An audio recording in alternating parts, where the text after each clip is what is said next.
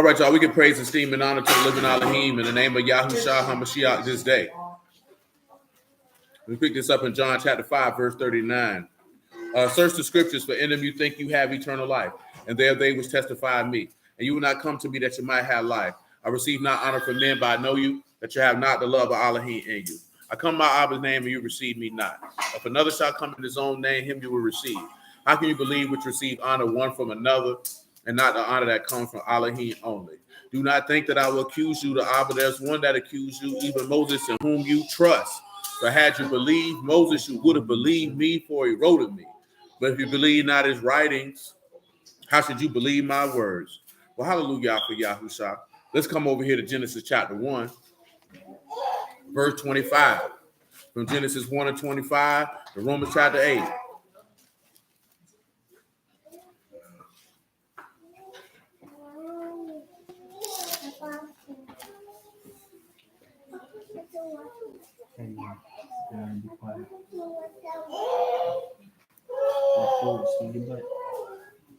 Genesis 1 and 25. We'll make it 1 and 26 because I don't need all 25. Alahym said, let us make man in our image, after our likeness. Let them have dominion over the fish of the sea and over the fowl of the air, over the cattle and over all the earth, and over every creeping thing that creep upon the earth. So Alahym created man in his image. In the image of Alahym created he them, he him, male and female created he them. 29. Then we're going to come back to Genesis chapter 1. I'm going to pay attention, Eugene. 8:29. Hey, you looking sad, folks, because I asked you to pay attention. Well, don't worry about it. Man, you don't want to sit by your dad.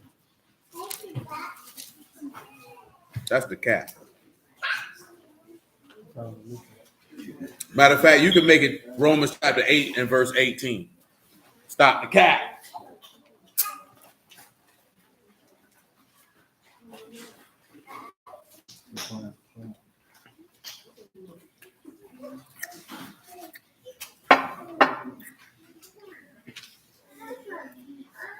For I reckon that the sufferings of this present time, not worthy with the esteem which shall be revealed in us. For the earnest expectation of the creature wait for the manifestation of the sons of Alahym. For the creature was made subject to vanity, not willingly, but by reason of him who have subjected in hope. But because the creature itself shall be delivered from the bondage of corruption into the esteemed liberty of the sons of Alahym. For we know that the whole creation groan and travail and pain together until now. And not only, but ourselves also, which have the first fruits of the Ruach, even we ourselves groan within ourselves, waiting for the adoption, the redemption of our body. For we are saved by hope. But hope that is seen, it is not hope. For what a man see, why do he yet hope for? But if we hope for that we see not, do we with patience wait for it? Likewise, the Ruach also help our infirmities, for we know not what we should pray for as we ought, but the Ruach itself make intercession for us with groanings which cannot be uttered. And search hearts, and he that search the hearts know what the mind of the Ruach, because he make intercession for the faithful according to Alahym. And we know that all things work together for good to them that love Alahym, and to them who are called according to purpose. For whom he did foreknow, he did predestinate, conform to the image of his son, that he might be the firstborn among many brethren. Moreover, whom he did predestinate, them he also called. Whom he called, them he also justified. And whom he justified, them he also esteemed. Now, in a moment, we're going to go through a multitude of things in those particular passages that were just read. But before we do that, I need you to come back to Genesis chapter 1. I need you to look at verse 26. I need you to answer to me, what day is man made in this creation story? And what is the significance of said day? And why is it significant? And, don't hesitate. Don't deliberate. Just go ahead and elucidate your answer. 1 and 26. Yeah, the first thing we read. Why you online and not here in person, young man? You don't live that far. Well, I know what it is. Y'all around there making cakes. Praise the Lord indeed, brother. That's what y'all doing. You around there with his old lady, FaceTiming in the car. No, I'm just messing with you. Civics say the 6th day, but that's not what I asked. I say, once you choose the day, what is the significance of said day? Why the 6th day? What is the importance of the 6th day?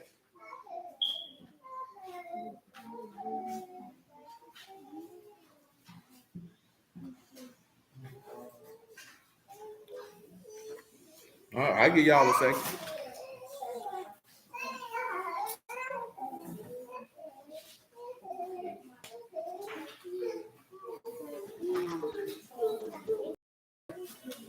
You say, I'm pulling up. You'll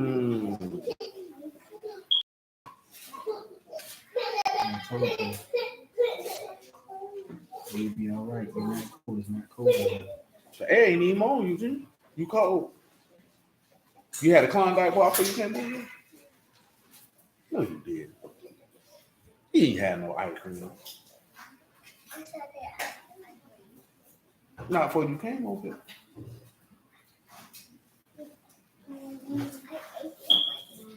No.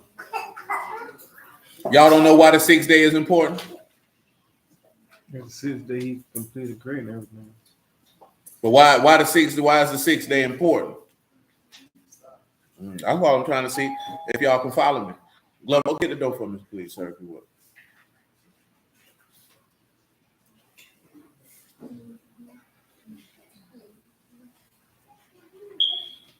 Anybody? I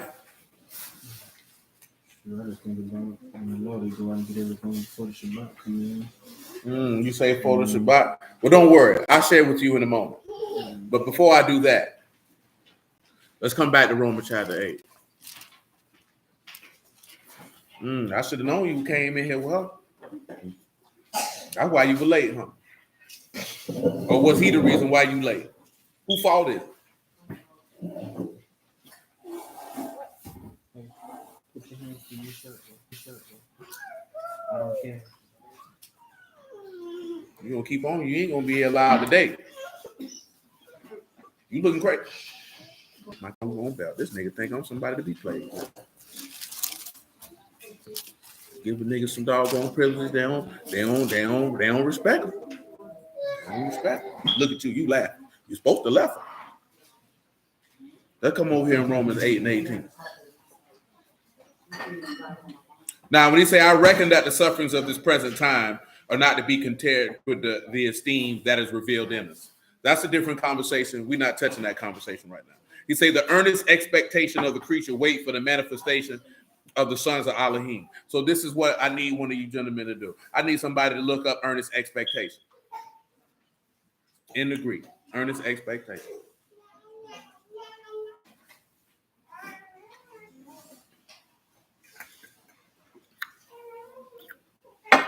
It's an intense anticipation, earnest expectation, and watching. So a watching. So I want you to pause. I want you to come over here to Mark chapter 13.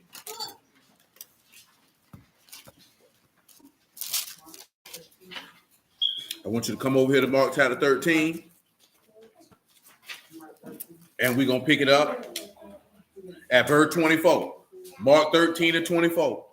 From Mark 13 to 24, I'm going to take you to Daniel chapter 12 on general principle.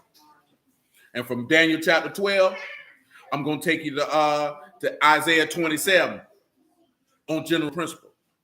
And from there, you go into 1 Thessalonians chapter 4. Mark chapter 13, verse 24. But in those days after that tribulation, the sun shall darken, and the moon shall not give a light. The stars of Shamahim shall fall, and the powers that are in Shamahim shall be shaken, and then they shall see the son of Adam coming in the clouds with great power and esteem. Shalom, Brother Ellis.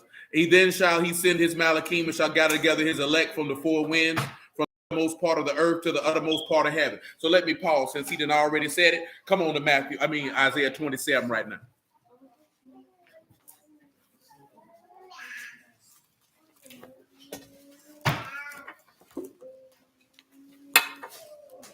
I know I ain't read the stuff to lead off what trumpets is about because I wager there's somebody on here who don't know. Maybe we'll get there. Maybe we won't. Isaiah chapter 27, verse 12. I only say that because of what's going to be mentioned, what we're about to read in Isaiah 27. So Isaiah 27, 12. And it shall come to pass in that day, Yahuwah shall beat off from the channel of the river unto the stream of Mizraim, and you shall be gathered one by one, O you sons of Yasharal. And it shall come to pass in that day, the great trumpet shall be blown, and they shall come which were ready to perish in the land of Assyria, and the outcasts in the land of Mizraim shall worship Yahuwah in the Kadash Mount at Jerusalem. Now, notice what he said in the great day, what shall be blown? But what's going to happen when it's blown? Somebody get me ready to perish by definition in verse 13, of Isaiah 27. You should recall that from what we read in Job 29 on Saturday. You remember what we read in Job 29 on Saturday? That's to perish, vanish, go astray, to be destroyed. To vanish, to go astray, to be destroyed. Do y'all remember what we read in Job 29 in regards to ready to perish on Saturday? Hey, man, if you don't be quiet, I don't want to hear it. Yeah, somebody get Job 29 and 13, read it out loud.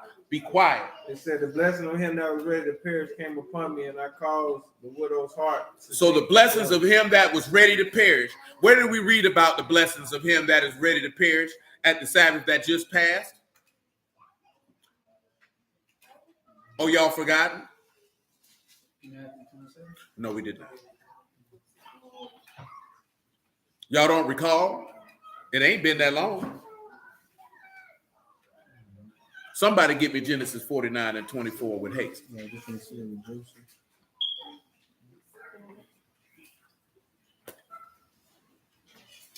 It said, but his bow and strength and the arms of his hands were made strong by the hands of the mighty of Jacob. From thence the shepherd, the stone of Yasharah. That's it. By the Alahym of thy father who shall help thee, and by the Almighty who shall Baruch thee with the Baruchs of Shamahim and the Baruchs of the deep.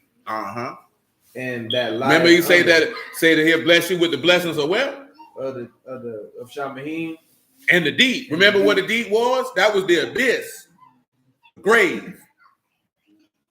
There you go. When you look at the sufferings of this present time, won't be compared to the esteem that you'll have at that day. Because the sufferings that Joseph had went through did not compare with the esteem that he got later. I just had a conversation with a brother. They tried to go off kilter. You know what they were talking about? Dan. Y'all know what they like to talk about when they talk about Dan. They don't mention that he ain't got a gate. They say he ain't got no salvation. I say, where y'all read that at? Ain't nobody got no answer. Dude say, man, they committed idolatry. I say, nigga, all 12 tribes committed idolatry. Benjamin was after booty hole. Y'all do know Benjamin was after booty hole, don't you? Oh, y'all don't know that Benjamin was after booty hole? I'm not finna read it. I just need to see. I see y'all looking crazy. Y'all didn't know that Benjamin was after booty hole? Oh, y'all don't know what I'm talking about? Y'all don't know what I'm talking about? Y'all over there looking crazy. Y'all don't know what I'm talking about? You don't know what I'm talking about. How y'all niggas don't know Benjamin was after booty hole? We done dealt with it several times. How many people in here by show of hands don't know Benjamin was after booty hole? Y'all ain't putting your hands up. I can't see no hands. So you mean to tell me that y'all don't remember when we read the book of Judges, where them men came around there looking for booty hole after they took this man concubine and killed her, and they sent her body in 12 different places throughout the whole coast of Yasharal, and they swore that nobody could get their daughters to the house of Benjamin forever. Y'all don't forget about that? Oh, that's unfortunate. You might want to go read that on your own time, because I'm not reading it tonight. That ain't got nothing to do with what we're talking about. But I'm not joking, though. Yeah, Benjamin was after booty hole. You know what I'm talking about? That's what they did. They did what they did in Sodom and Gomorrah. I'm not being funny. I'm being dead serious.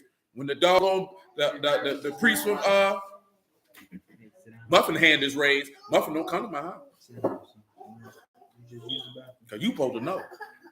I showed you this 10 years ago. But all jokes aside. Yeah, man. Book of Judges. Raped his concubine, came in there. He said, no, sir. They wanted the priest who came over there for a while. I can't even say his wife, because that was his concubine. That was his side piece. That man went to looking for his concubine. He said, "Nah, man, don't do that, man." He said, "Man, I got a daughter, man. Take her." They abused her all night. Left her dead to the morning. That man cut her body up in 12 pieces and sent it through the coast of Yasharal as an ambassador method. Yeah, they came over there for booty hole. Yeah, that was Benjamin. Yeah, that's probably what it was. You probably just didn't know it was Benjamin. That was Benjamin over there looking for booty hole. That's it. Brother Reynolds help you out. Trina says she ain't remember either. Bella says she don't know. It Judges 19. And they swore in Yasharal that nobody could give a daughter to Benjamin. They went to war with Benjamin. And then they came out, how we going to be able to get women to Benjamin so Benjamin could keep going. And then they was like, hey, man, if some women jump out in the field, you know what I'm saying? You go out there and grab you one. That's your old lady. Because them boys swore on the oath to Yahuwah they wasn't going to get their daughter to Benjamin. It was that serious. You know what I'm saying? Them boys didn't go over there looking for no woman. You know what I'm saying? Now, yeah, that was it. So, and it's funny that Bruce don't want to talk about the fact you had a whole tribe that wanted booty hole. And they were finna be knocked. Man, you were finna wipe them out. But they were like, Dan, Lord. I say, but Dan got a gate. The brother say, don't you believe in the New Testament? I say, what that got to do with anything? It's all the same word. You know what they tried to justify it with? Because Dan ain't a part of the 144,000. So what? You can't have 144,000 when you got 13 sons. Somebody got to miss out, don't they? You know why Dan missed out? Because they substituted Manasseh in. You know why they substituted Manasseh in? Because the blessings of him that was ready to perish and the blessings from above, he did Joseph a solid. Joseph got 12,000. He said, you know what? Since I set Ephraim before Manasseh, go here you go, Manasseh. Take 12,000. Because guess what Manasseh ain't got?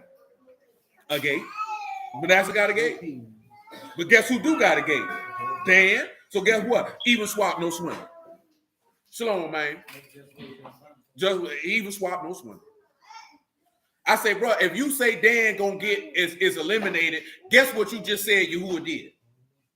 Lied to Jacob, lied to Isaac, and lied to Abraham. Because he said his seed after is Dan not a son of Yasharal? Guess what? Dan got to inherit too. That's how that goes. It ain't going no other way. See, that's when I said that I had to realize that. I said y'all probably didn't realize that it was Benjamin. You probably remember the story, but you didn't realize that was Benjamin. You know what I'm saying? But yeah, that was Benjamin. That was son of my right hand trying to get in the can. But nobody don't like to talk about that. But everybody want to point at. Can't nobody tell you what Dan did to get rejected. They just say Dan gone. But they can't tell you. What did he do? Who did he do it to? Nobody knows. Come on, man. That don't even make common sense. Come over here to Leviticus 23 just for people who don't know why we even here. We still holding Mark 13, 1 Thessalonians chapter 4, Daniel chapter 12. Leah.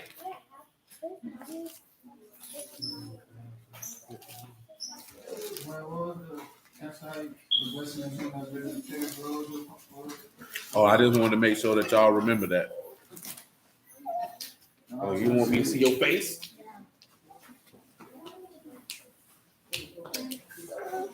Hey, Abby. Come on, Muffineer. Oh, no, I mean, we went over it Saturday. I ain't getting no answer. Yeah, as where was that from Job? Where we read that at from Job? That was the answer. Yeah, because it was Genesis 49. Yeah, it was Genesis 49. We just trying to make sure that y'all recall what we just did. Leviticus 23. Damn, boy, I know them niggas gonna tax me when I gotta take them to get real lenses in them holes.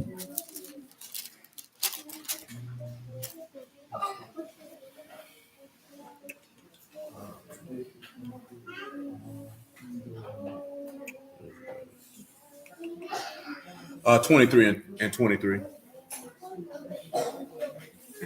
They be trying to give you the lenses that change when the light hit it.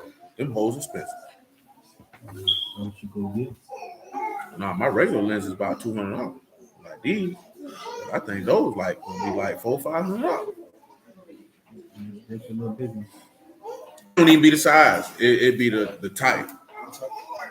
Yeah, the size don't really matter.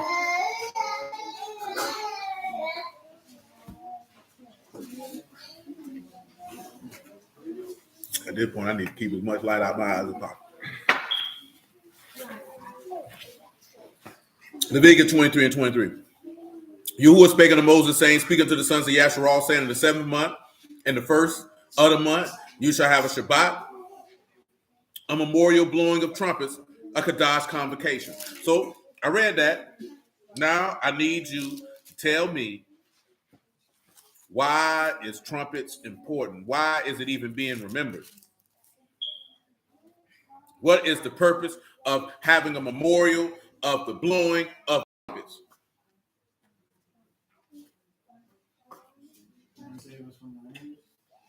Oh, that's only one. You have several things of what the trumpet was being blown for.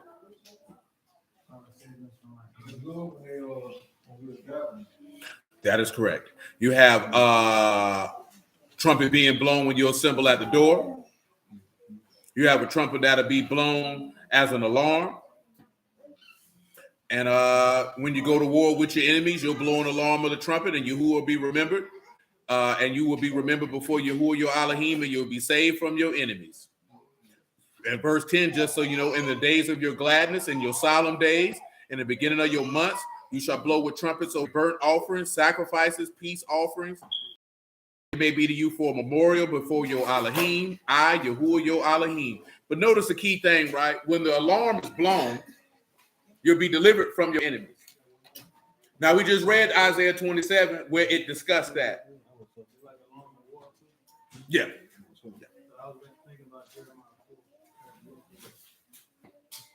What's in it? My bile, so I am pain at my very heart. My heart make a noise in me, I cannot hold my shalom. Because thou hast heard in my soul the sound of the trumpet.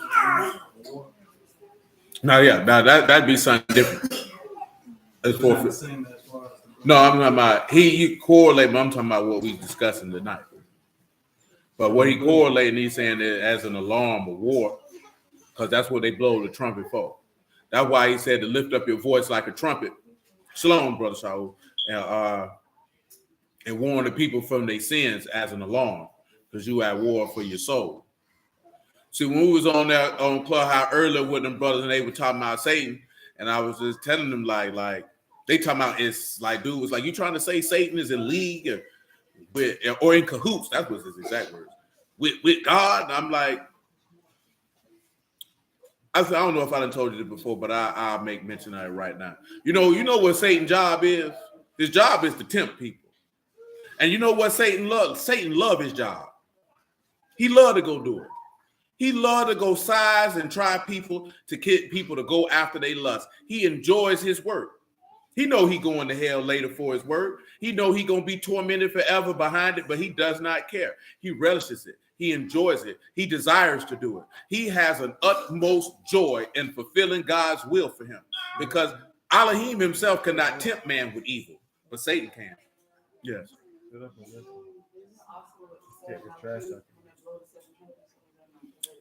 That's something totally different. No, you don't want to take something and see trumpet and just place it with everything, because the trumpet is there. The 7 trumpets is something you will look at. We talked about this years ago. As fourth is like it's symbolic of looking at when the walls of Jericho fell. You know what I'm talking about? But that's something totally different. But that nigga love to do his job. And I told them niggas on there, and I tell y'all now, Satan is a pussy nigga all the way around the board. That's why pussy niggas relate to him so much, even though they don't realize it, because they operate like he do. They accuse niggas, they talk down on niggas, and they like to put niggas and tempt niggas so you can get out of pocket so they can have something to say. The hallmark of a coward. You know what I'm talking about? That's the hallmark of a coward.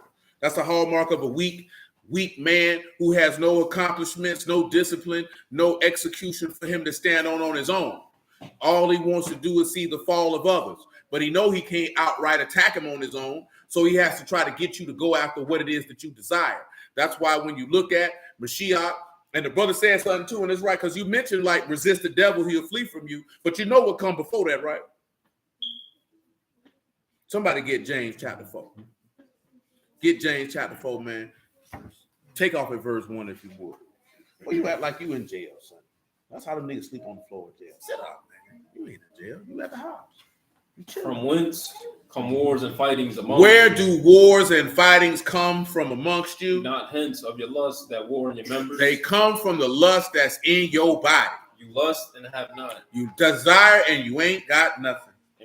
And desire to have and cannot obtain. You can't obtain with that which you desire. You fight in war, yet you have not. You're fighting and warring against your lust and you still ain't got it. Because you ask not. Because you not asking. This man been told you numerous times that if you ask, he'll give it to you if it is according to his will. See, that's where a lot of people get the game twisted at. It's where natural born women get the game twisted at. It's where those who are the body of Mashiach being his wife get it twisted at. You think because you ask your husband for something, he's supposed to do it. Because you asked for it. Who gives a damn what you want if it's not according to his will? Remember what he said, all things work to the good of those who are called according to his purpose. Notice it said to his purpose. See, that's what we get the game twisted at. Nobody gives a damn what you want if what you want is going to be against what his will is. And you've seen that when Mashiach asked for that cup to pass. That man already knew what the will of God was. The will of God was for him to die that day. That's why he say, if it be possible, let this cup pass. But not my will be done, your will be done. Because he knew what he was asking for was not according to his father's will. So the likelihood of that request being granted was next to nothing. And the Apostle John has made that known when he said he'll answer anything you ask for if it be according to his will. That's what we get the game twisted at. People think because you ask for something, it should be given, especially if you feel like, well, I've been doing this and doing that and doing this. He should give it to me. Who gives a damn what you're doing? If that don't go according to my vision and purpose, why would I do it?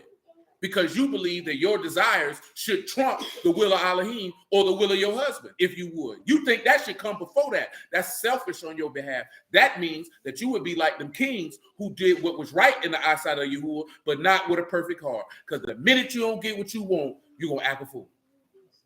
And it's going to show that you had not submitted yourself to the vision. You were submitting yourself to what you thought you could get out of the service, which goes back to what Romans 4 say, that now you only keeping the law, and now it's reckoned after debt and not after mercy because you feel like you owe.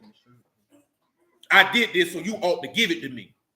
That's not the mind to have. Not if you're going to be saved, I can tell you that. Now, if you want to go to hell, you can think like that. But if you want to enter this man's kingdom, you can't think like that. That's not the proper way to think. Because it's going to leave you resentful. Because you know what's going to happen? It's going to be just like what Trick said years ago. He said, oh, if I ain't got it, you ain't my dog no more. He said, well, you know what? I ain't got it then. So the minute he don't do it, now you're going to see if that was really your friend or not. So you can always tell if somebody your friend. See, we ain't grow up that way. At least not the niggas I ran with. If you ask your nigga for something, you ain't sit back and be like, I know the nigga got it. It don't matter why he say if he can't do it. If he can't do it, he can't do it. Because you know what? If he could do it, guess what he would have did? He would have did it. So if he can't, because I done seen niggas like, well, I seen that nigga make $700 a day. But you don't know what that man got to do with that money. You know how gay that is, nigga? If you know that's your nigga and he could do it, then he would do it. He don't owe you no explanation. He don't got to explain why he can't do it. If he can't do it, he can't do it. So that means he ain't your friend no more because he can't do it. That means you wasn't never his friend. And you was a pussy and a coward. And you deserve whatever you get. You know what I'm talking about? You done ran across niggas like that.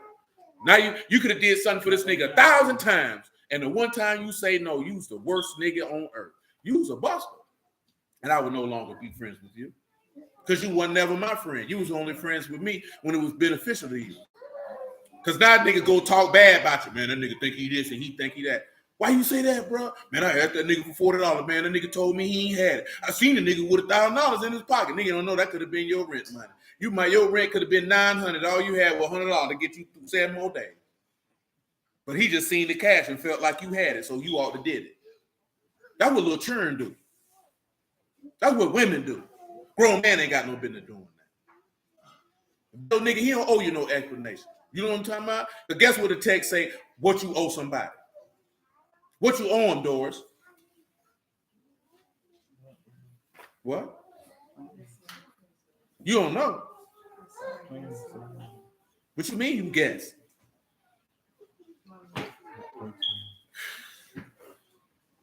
You put up with this? This what you put up? You cool with that? I'm about to elbow this nigga. So much you guess. What you mean you guess? Now you make me feel like you ain't been paying attention or you ain't been properly instructed. I'm insulted. I guess. What you mean you guess? Do you know? We don't guess in here. You get Guess jeans. You don't guess in here. You can't wear Guess apparel. That's the name of the company, Guess jeans. You used to wear them, didn't you? Of course. Yeah, I forgot. You New York names. Y'all like Guess jeans. They ain't been popular down here since 1994. I ain't been funny either. They haven't. They were popular in the 90s. They still popular in New York now, ain't they? Mm-hmm. Y'all niggas swear y'all dress better than everybody. No, y'all don't. Y'all niggas be looking goofy. Boy, y'all, I be seeing some of them there. I be like, well, what the hell this nigga got on? You think because it's expensive that y'all look good? It don't. Man, them niggas be having on some weird pants with elevator boots on. You know what I'm talking about? Them niggas definitely look like they got the boots they put on the kids in a special class. A lot of them niggas don't be fresh. I don't understand. They don't. I mean, of course you do. You feel like you got to defend your city. But a lot of them niggas don't be fresh. A lot of niggas got on expensive clothes. Expensive don't equal good taste. That's what I mean. A lot of them niggas ain't got good taste. Them niggas just buying expensive garments.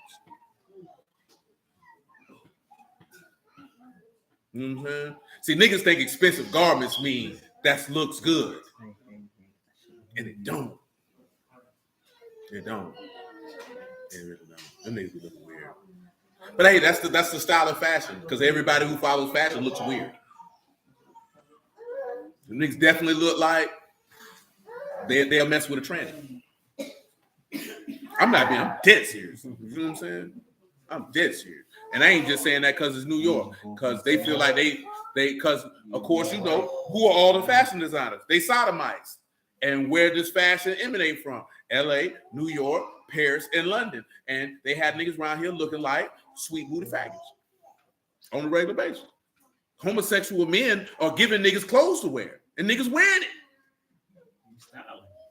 Styling. Nigga, Tom Ford is gay as all outdoors. Huh?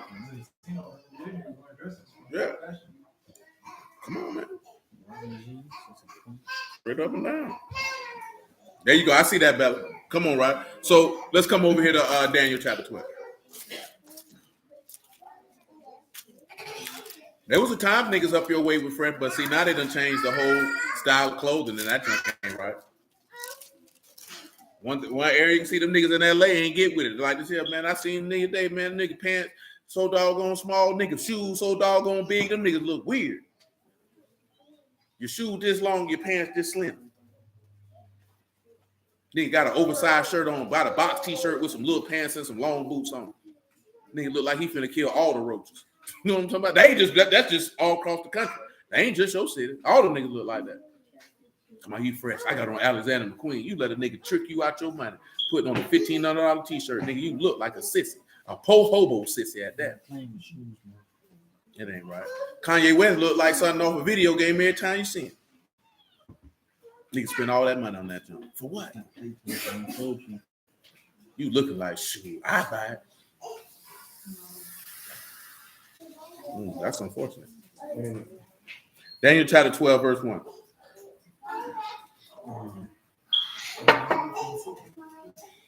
At that time shall Michael stand up, the great prince will stand for the sons of your people, and there shall be a time of trouble, as since was, and as never was since there was a nation. To the same time, and at that time shall your people be delivered. everyone that shall be found written in the book. Many of them that sleep in the dust of the earth shall awake, some to everlasting life, some to shame and everlasting contempt. They that be wise shall shine as the brightness of the firmament, and they that turn many to righteousness as the stars forever and ever. Shoot, there's a mop over there somewhere, because that junk probably gonna get sticky. So, why do we look at that? Well, what's going to happen when he come deliver the children of your people? It's going to be a blowing of a trumpet, right? We just read that in Isaiah 27, did we not? So now I need you to take a stroll with me back to Mark chapter 13. We're still going to discuss in a moment, why is it important that man was created on the sixth day? Also, we have to discuss certain things that I didn't get all the way like I wanted to, which is what we ended with. Y'all remember Songs of Solomon 7 and 13? Do you remember Leviticus chapter 26 and verse 10? Well, there was something in Job 14 that I need to get to, but look at the Lord, because we're going to deal with it today. It's more apropos for what we got this evening anyway. I'm in Mark chapter 13. Let me see where I stopped. Oh, you ain't finished in James 4, by the way. I'm sorry. Continue. What verse are you in James chapter 4? James 4 and 3. You ask and receive not. You ask and receive not. Because you ask amiss. That You may ask. consume upon Listen, your he said you ask a what? amiss. That means you ask wrong. So you can consume it on your what? Your lust. So that's the thing. You asking this man for stuff, but you asking for it according to your desires and not according to his will. Remember, he said your flesh war against the Ruach so that you might not do the things that you ought. Continue. You adulterers and adulteresses. You adulterers and adulteresses. Know you not that the friendship of the world is enmity? Don't you know that if you are friends with the world, that will cause hatred between you and God? I don't know why niggas in the word can't understand that. You cannot be friends with the world and be friends with Alahym. The world is diametrically opposed to Yahuwah. You can't have fellowship with it. You can't toe the line. You can't tiptoe around it. It's not how that works. If you're going to be friends with the world, then God going to hate you. Yahuwah is going to hate you. You can't be friends with both. You're going to have to pick a side. You know what he told you in 1 John 2 and 15, right? What did he tell you not to love? Love not the world. And what did he tell you was in the world, why you shouldn't love it? The lust of the eyes, the lust of the flesh, and the pride of life. And none of these things are of the Father, but of the world. So that's why you can't be a friend of the world, because you're going to go by your desires of your flesh and your desires of your eyes. And what should that take you back to in the law? What got Eve in trouble? The lust of the flesh, the lust of the eyes, and the pride of life. See, that's not the point at no woman, because Eve is representative of Yasharal. What got Yasharal in trouble? They lusted after what they seen the nations had. They lusted after the things that they wanted. And then the pride of life that's in man say, you know what? I want to do this. And what does that all entail to? You're not subject to the will of Alahym. You neither indeed can be, because you're walking according to the flesh. You can never be subject to the will of God when you in your flesh. It can't happen. You know what I'm saying? Your man, well, he done walked off.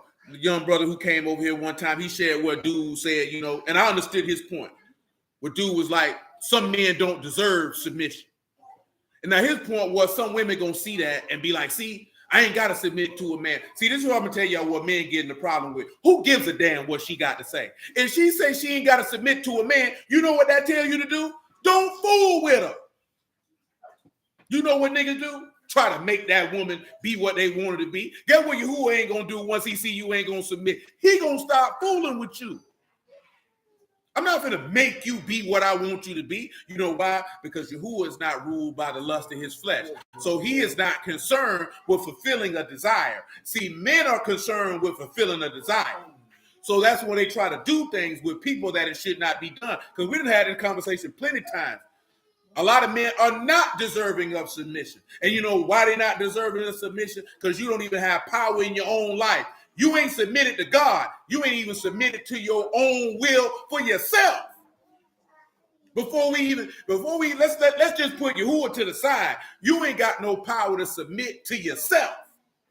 You don't submit to your own vision. You don't submit to your own plan. Nigga, you ain't got no vision and plan. And you have the utter nerve to tell somebody that they ought to trust you with their life. Nigga, you don't trust your damn self. Nigga, you're stupid. On purpose. Do you know how hard it is to be stupid on purpose? That means you have to look at a plethora of correct information, a plethora of people who can help you on your way and say, I don't want that. You know what I'm talking about? To be stupid on purpose is hard work. See, to be stupid accidentally, you don't even know you're stupid. So you just go about doing stupid stuff, not realizing you're stupid. But to be stupid on purpose, that takes work. You ever met a nigga stupid on purpose? I did time with a whole bunch of niggas stupid on purpose. I done had a few niggas work for me that was stupid on purpose. Not stupid on the job, stupid in life. Shoot, that young nigga you have here, that nigga Rob, that nigga was stupid on purpose. That nigga Robert, that nigga was stupid on purpose. On purpose. That nigga look at a bad decision. You say, you know what? I know it's bad, but it don't look that bad. I'm gonna try it out. You jackass. Then you know what a stupid nigga on purpose do? Cry about the results of his stupidity that he knew was gonna happen for being stupid. Then get upset with you because you telling nigga you stupid. You ain't supposed to tell me that. You don't talk to people like that. Well, nigga, your daddy should have swallowed you then. Not your mama, your daddy should have did it. You know what I'm talking about? That nigga should have just swallowed you himself. Instead, bump it. Oh, it came from a TV show. That joke was hilarious. The nigga on his bachelor party did something with some woman. Then they came out. He was like, dude, you swallowed your own load? He was I was like, that joke was weird. He said he did that with the woman, and the woman came and kissed him and put it in his mouth, and he swallowed it. Oh. And you know what's even funny?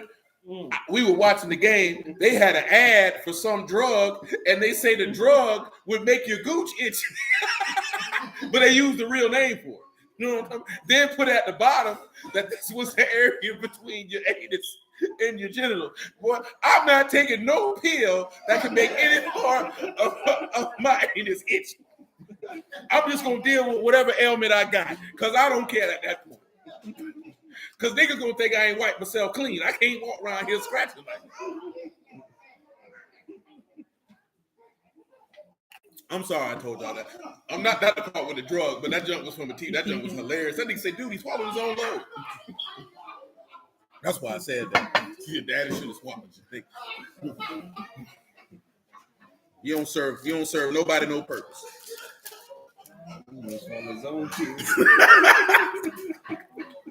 He did. You know, it's on so the show is called Succession. I ain't watched it in a second though. I was watching it and then I just was like, you know what? I don't give a damn about this. I watch it. Continue. Yeah, that's what it said. Adulterers and adulteresses, know you not that the friendship of the world is enmity with Alahym? Whosoever therefore will be a friend of the world is the enemy of Alahym. That's right. Do you think that the scriptures say in vain? Do you think the scriptures say for nothing? The spirit that dwell in us lust to envy. Lust to envy. But he give more grace. He give more mercy to the who? Where he say, Alahym resist the proud. He resist the who? Resist the proud. And give grace unto the humble. Submit yourselves. Submit to who? Therefore to Alahym. Submit to who? Alahym. The who? Alahym. And resist the devil. And he will what? Flee from you. See, before you can resist the devil to flee, you had to submit to Yahuwah first. You know what I'm saying? You can't resist the devil till you submit to Yahuwah first.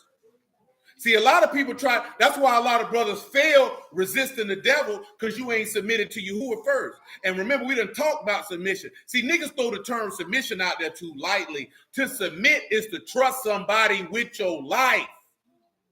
Nigga, that ain't no light matter.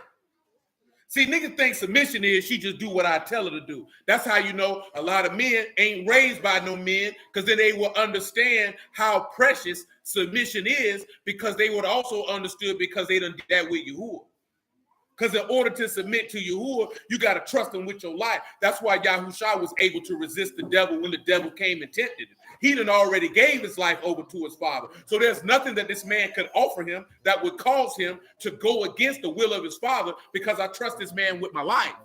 So the things that he's promised me, I know he gonna give that to me. So therefore, I'm going to obey him in all things. I don't care what you offering me. You know what I'm talking about? And we ain't at that point. See, it's too many beta boys, sissy boys, buster niggas that want to be in a position of power that manhood demands, but you not that type of dude. And you wonder why these chicks don't respect you. If I was a woman, I wouldn't respect you niggas. Hell, I don't respect most of these niggas now.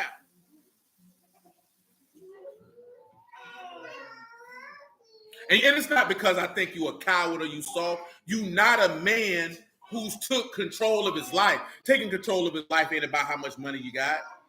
You know what I'm talking about? It's about being able to govern yourself. It's about being able to discipline yourself. It's about I'm going to do X, Y, Z in my life, and it's having the wherewithal, the commitment, the discipline, the desire, and the drive to stick with that even when things are rocky. Also, it's a man who humble enough to say, I was going the wrong way and I'm going to turn around. See, this is what a lot of niggas don't act like they can't do. You know, it's okay if you say, I tried this right. I thought it was going to work. It didn't go the way that I thought it was going to go. I'm going to pivot and go over here. See, some people look at you and say, that's flaky. No, it's not. That's just a man realize. I give you an example. They said this about, and I'm only mentioning because I heard it earlier. They were talking about the coach of the Eagles, right? Last season, he was calling plays. You know what he did in the middle of the season? He said, you know what? I ain't calling plays no more. You can call the plays. You know why he did that? I ain't that good at that in this particular time. I'm going to pivot, and I'm going to let him do it, and I'm going to just do my job like this. And you know what happened with that team? They went to the playoffs. So they got whooped in their playoff game, but that's neither here nor there. The point of the matter is sometimes you have to be self-aware as a man to say, I went in this direction. It's not working. I'm going to pivot, and I'm going to do this here. You know what I'm talking about? But you know why you can do that? Because you're committed to a result. You know what I'm talking about? See, Yahushua was committed to a result. So that's why when Peter said, no, that's not going to happen to you, or Lord, I'm riding with you, we going to kill these niggas, he said, no, Peter, put up your sword because I'm committed to the result. I'm not going to pivot. Ain't no pivoting when you committed to a result. You know what I'm talking about? I'm talking about just abandoning it. See, you got some niggas, this is how they live their life. They start something, and guess what they don't do, Sid? They don't finish. But see, it's not the starting or finishing and be like, okay, I ain't good at it. You ain't getting the result when you want it, so you toss that over here, I'm going to go do this. Then I'm going to toss that over here, and I'm going to go. See, you ain't committed to nothing. You're not worthy of submission. How can I trust you with my life? You don't even trust yourself. See, when you look at somebody and say, follow me, they got to see some man of power of commitment and what it is that you asking them to follow. You understand? Y'all know what Paul said in 2 Timothy? It don't matter. 2 Timothy chapter 2, verse 3. 2 Timothy chapter 2, verse 3. You therefore endure hardness as a good soldier of Yahushua HaMashiach. No man that war entangle himself with the affairs. No man that war entangleth himself with the cares and affairs of his life, that he may please him who have chosen him to be a soldier. See, that's a different conversation. See, that's the thing what I mentioned with Mashiach. Nah, Lord, this ain't gonna happen to you. You done chose me to be a show. Now, this is dealing with somebody who's preaching the word, not just anything. I say I can't, because remember, who is he writing to? Who is he writing to? Church. No, he writing to Timothy. And what was Timothy? He was a preacher. So that's why you got to understand the context of who he writing to and why he telling him that. He telling him, son, if he done chose you to be a soldier, you can't get caught up with the cares and affairs of this life. See, that's what that Jeremiah 4 slide in there. You know what I'm talking about? Because Jeremiah wasn't concerned what was going on around him. But he said, go ahead and blow that along. Them people trying to kill me. And what they tried to kill him for preaching the word. And guess what Jeremiah didn't do? Didn't fold. Didn't fold. I told them brothers that this earlier. I'll tell y'all this now. We talked about it too many times. Say he tried to what? The heart and the reins to give every man according to his work. But we know that James wrote that Alahym don't tempt any man with evil and don't say he do. And that's where the devil come in at. You know what I'm talking about? And guess what he used the devil for? To see if you got root in yourself that when persecution and tribulation arise because of the word, if you're going to be offended. And a lot of brothers ain't got no root in themselves and they get offended real quick. You know what I'm talking about? They get offended real quick. You know why? Because you hadn't submitted yourself to Alahym. See, that's the root. You don't have to trust. See, submission is about trust. It's really what it's about. It's about trust. I told you this before, and guess what you can't do if you ain't got no trust? Can't love them. You can't love somebody you don't trust, which means, and you can't submit to somebody you don't trust, which means if she don't submit to you, that means she don't love you. You know what I'm talking about? I'm talking about in the purest sense of the word, not no emotions, not no feelings. You know what I'm talking about? Like I said, this is a discourse, and he understood where we coming from because I said this to him. But I get what he's talking about because that's internet conversations. When people post this, see, I don't give a damn about internet conversations. You know what I'm saying? Because when you shift in real life, you got to be able to talk to people in real life. You know what I'm saying? But you know why? Most people only have interactions with people where? On the internet. Most people are not interacting with people in real life having these conversations. Have y'all had submission conversations with a whole bunch of people in your lifetime? How many people do you know in your immediate peer group? When I say immediate, family members, friends, co-workers, any of that type of stuff, that's talking like this. Most people aren't. That's just conversations. See, a lot of people get on the internet, have these conversations, and then go home and cook their husband everything, wash his drawers and all that. It was a lady got upset. She talking about, I told her point blank period. She told me to leave the comment section. I say, baby, a man is not a woman's helpmeet. The woman is the man's helpmeet. Because this woman literally said that a man should be a helpmeet. I'm not your helpmeet. I'm not here to help you, nigga. So he don't help me with the kid. Man, but you know what was funny? Her brother told her, if a man didn't pay all the bills, guess what they ain't gonna call him? A real man, and he ain't doing his job. So you want this nigga to pay all the bills and then come home and do your job. Boy, I had my mammy. You know what I'm talking about? He don't help me wash no clothes. Well, what you gonna do, ho? You know what I'm saying? Because I see women all the time talking about they single married. Man, get your funky behind out of here, you rotten, lazy, sorry, selfish heifer. It's disrespectful. You know what I'm talking about? Man, I told you, man, when my dog told me his wife told him he got a break when he went to work, man, I say, man, I ought to gave that nigga a drop kick dead to a chin. Nigga, that just offended me. How the hell I got a break and I got to go work 12 hours outside? Nigga, that ain't no damn break. That junk disrespectful. That junk still offend me to this day. You know what I'm talking about? I don't even think she think like that no more. That junk still offend me at the notion. Nigga, if I pay all the bills, nigga, I ain't washing no clothes, nigga. You know what I'm talking about? I ain't coming to the house helping you with no damn laundry. What you gonna do? I ain't cooking no meals. What you gonna do? That don't even make no sense. What are you gonna do? So I got to be out here all day, then come home and do your job. I'll smoke crack before I do that. You know what I'm saying? And I'll snort fentanyl. I'm not doing that. That don't even make no sense. At that point, what the hell you here for? That means you would only be here for physicality. If I got to come home and do your job, that means the only reason you here is for physicality. Because I'm not doing your job and mine.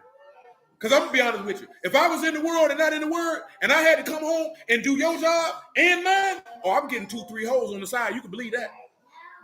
And I don't want to hear nothing about it. Because if I got to come home and wash clothes and bathe turn and cook food and I pay all the bills, I'm sleeping with whoever I want to. And I don't give a damn how you feel about it. And you can bounce if you don't like it. Because I'm not doing your job and mine. And you think I'm just going to be sitting here skinning and grinning and just having sex with you? Absolutely not. That'll get your mind right real tight to get your doggone gears in motion to do your job. I ain't doing it. I'm not doing it, boy. No, sir. But if I just pull 10 hours out here in these streets and you don't work and I got to come home and do your job, oh, no. You're going to come home and you're going to see another woman in the house and you're going to wonder why she there. Because all you here for is sex. So I might as well. Because you ain't serving me no purpose. I'm not going to be taking care of you and I got to do your job. I will not. I absolutely will not. That ain't even right. How would you feel if you had to do another nigga job, your job and his job, and you were taking care? Why you think women who got niggas who don't work be so salty when they get to the house? This nigga don't pay no bills. This nigga sitting here playing Madden all day, driving my car with McDonald's bags in it, and I got to come home, cook, clean. What does this nigga do besides give me peanuts? Matter of fact, that nigga Jason Black said something, man, this real. Now, ladies, ask yourself this question. Imagine if you made $300,000 a year, $500,000 a year, $1 million a year, and your nigga look you in the face and say, I cook, clean, and give you sex. You think that's equal? Well, how you think dudes feel when you look them in the face and say, I cook, clean, and give you sex, but he take care of you? You wouldn't appreciate that, would you? Now imagine how Yahuwah look at it. I give you sleeps, I give you eats, I give you knowledge, I give you wisdom, I give you understanding, I gave you an everlasting ruach, I gave you mercy, I gave you forgiveness, I gave you all of that. And you think I'm finna come down here and make you keep my law? Oh, your funky behind gonna keep that yourself. You ain't lying, Brother Francis. That junk ain't gonna work. I ain't saying that to be harsh. I'm just saying that as a man, that's a sour deal. And I done seen women, and some of y'all know women who done took care of dudes, and they was pissed off all the time. Monica, you know some women who took care of dudes? They were pissed off all the time, wasn't it? And you know why? Because she had to go out here and work and pay all the bills and then come home and do all the work in the house. She doing 2 jobs. She pissed off. Now imagine if a dude been working all day, then I gotta, and you here though. And this your job. This is what we agreed to. And I gotta do your job too. But they think the man ain't supposed to be pissed, ain't he? He's supposed to help me. Well, goddamn. Help you do what? Then it's even worse if the kids ain't at the house all day. If you send them to school, what you need help for? Ain't nobody here. It's just you. If the kids in school, what you need help with? That means you ain't managing your time properly or you're lazy. I'm going to lean towards lazy. You know what I'm talking about? Because when you don't manage your time properly, it's due to laziness because you won't get up and do what you need to do to handle your business so you won't be under pressure. Because I done seen women get upset because they be lazy and then they know this nigga finna come home. They try to do all their work at the last minute. Then when he get in the house, you mad at him because you sat around and ain't do nothing all day. How you mad at him because you were lazy? And you know who do that? Little churn. Because that's what you used to do when you were little. When your mama was getting ready to come home from work and you know you supposed to clean the house and now you know it's 30 minutes before she get here. Now you running to clean the house and you mad with your mama when she come in the house. She ain't did nothing to you. You had 7 hours to clean the house. Why you waited till the last 30 minutes to do it? You could have did that 4 hours ago and been chilling, had no problems. That being lazy. You know what I'm talking about? And I only mention that because a lot of people got lazy service with Yahuwah. Do the same thing. Guess what they're going to try to do at the last minute? Please, God, save me. Now you want to run and try to clean up your life. But you had 40 years to do that. You had 60 years to do that. I gave you plenty of time to do it. Why you want to wait till the last minute to do it? Now you mad with me because I don't want to say it. It ain't right. 2 Timothy 2:4. It ain't right. No man that war entangle himself with the affairs of life, that he may please him who have chosen him to be a soldier. That's right. And if a man also strive for masteries, is he not crowned, except he strive lawfully? He strive lawfully. The husbandman that labor must be first partaker of the fruit. He must be first partakers of what? The fruit. The husbandman that what? Labor. He must be partaker of the fruits. So you got to actually do this in your own life before you ask somebody else to trust you with theirs. You know what I'm talking about? Read it from the top one more time. No. The verse you in. You in verse 5 or 6? 6. 2 Timothy chapter 2, verse 6. The husbandman that labor must be first partaker of the fruits. Mm-hmm. Consider what I say, and the Lord give you understanding in all things. You see what he said? Consider what I say, and you'll get understanding. But the husbandman must be first a partaker. If you're not partaker, that's why I tell young ladies this all the time. Man, don't be jumping out the window trying to run up on a nigga because he say he in the word. You need to make sure he partaking in the fruit. You need to make sure he laboring. Because if he ain't doing the work, guess what he gonna do? He gonna lead you astray. Now this son I done told little mother can tell you because I done been told you this for years. The biggest decision that a woman gonna make is the man that she gonna marry. You know why? Because she gotta submit to this nigga. You gotta follow this nigga for the rest of your life. The biggest decision a man gonna make is the caliber of woman he chooses to have in his life because she can ruin and destroy his entire existence. You know what I'm talking about? See, that man can't destroy. See, in a woman's mind, he destroyed her existence when she don't get what she wants. But that doesn't mean your existence is destroyed. You know what I'm talking about? You didn't get what you want. Now you're upset. You know what I'm talking about? I don't think a man has enough. The only way a man can destroy a woman's existence is if he sexually assaults her. Because a murder is murder, male or female. That's a destruction. You know what I'm talking about? That's not gender specific. But the way a man can destroy a woman's life is if he sexually assaults her. That would destroy her emotionally and mentally. You know what I'm talking about? And that's what it take a horrible type of nigga to conduct itself in that fashion. I only mention that because it's some little nasty nigga around here just raped a 16-year-old girl off Chafin Road last week. Riding around here trying to pick up little churn. Nasty bastard. I hope they catch that nigga and sever his penis from his groin and jam it in his mouth after they do it. And that he may bleed out and die slow and excruciating death. Nasty bastard. Because that little girl messed up now. You know what I'm saying? She not going to be right, if ever. That junk ain't cool. They say this nigga's literally riding around looking for young teenage girls or preteens. One girl got away, but he caught up, unfortunately. Mark chapter 13, verse 27. What's up, Ruth? What you over here for?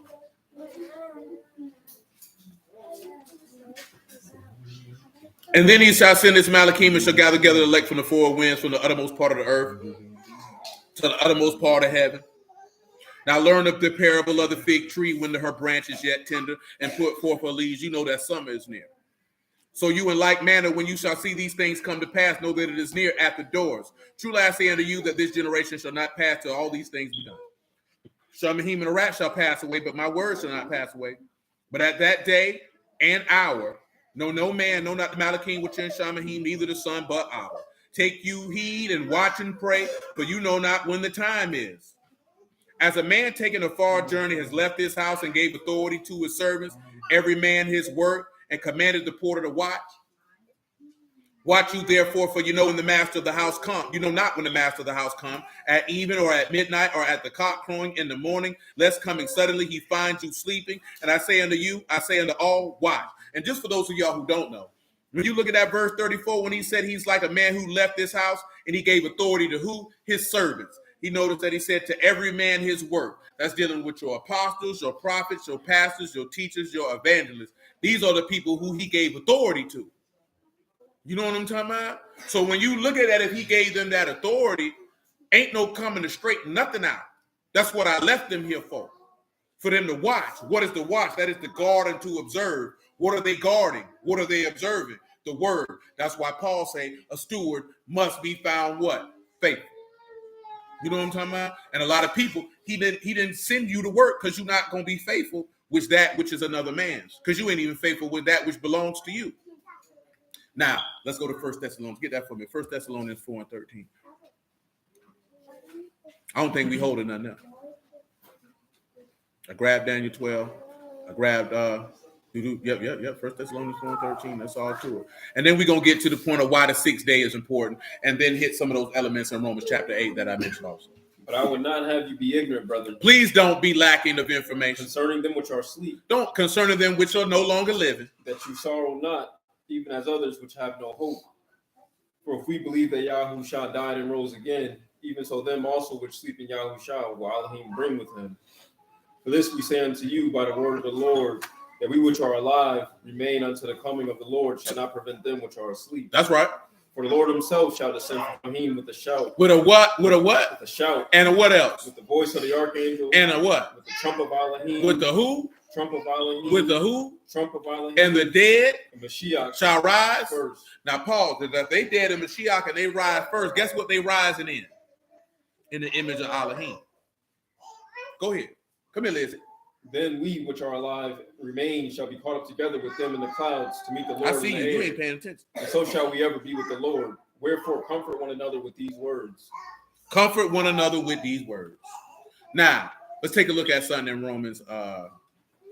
Job 14. Job 14. Job 14 and 1. I didn't get Job 14 the other day. We're going to get it now. I pray God. Job 14 and 1. And here it is. Man born of a woman, a few days and full of trouble. Look up trouble for me if you would. Broken, commotion, restlessness, to disquiet, anger, fear, wrath, and trouble. Pause. He say he's full of restlessness, right? Come back to Romans 8.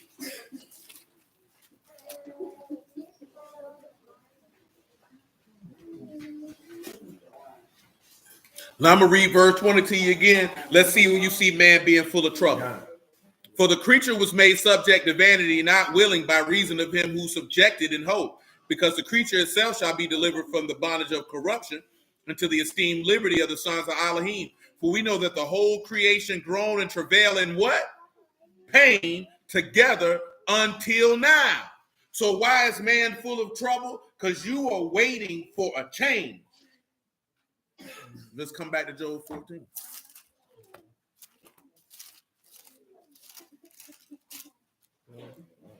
Verse 2 is where we at, Job 14:2. He say, he come forth like a flower and is cut down. He flee also as a shadow and continue not. And do you not open your eyes upon such a one and bring me into judgment with you? Let me make sure I remember who's talking here. I just want you to know this is Job talking, by the way. Job actually started replying to Zophar in chapter 12. So I just want you to know who's talking. Because that's what they mentioned when they were talking about. It was funny because they was like, it's levels to angels. That was hilarious. See, they almost got in an uproar this afternoon when we mentioned that nigga Ezekiel 28. That's not the devil. It's the nigga when he was found in him. And it was just funny.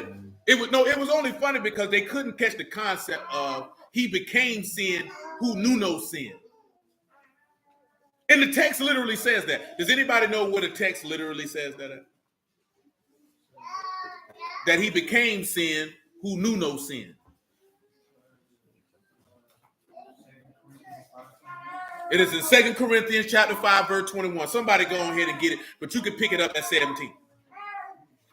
2 Corinthians 5 and 17. You can pick it up there. Matter of fact, make it 13. 2 Corinthians 5 and 13. It says, for whether we be besides ourselves to Alahym, or whether we be sober for your cause. For the love of the Mashiach constrains us. The love of Hamashiach stops us. Go ahead. Because we thus judge that if one died for all, then we're all dead. So if we judge that one man died to sin, then we all dead to it. And you know why you would be dead to it? What does Romans 6 say? That you be buried with him like unto death and be raised like unto his what?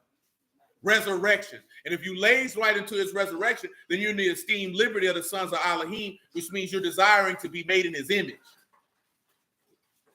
Continue.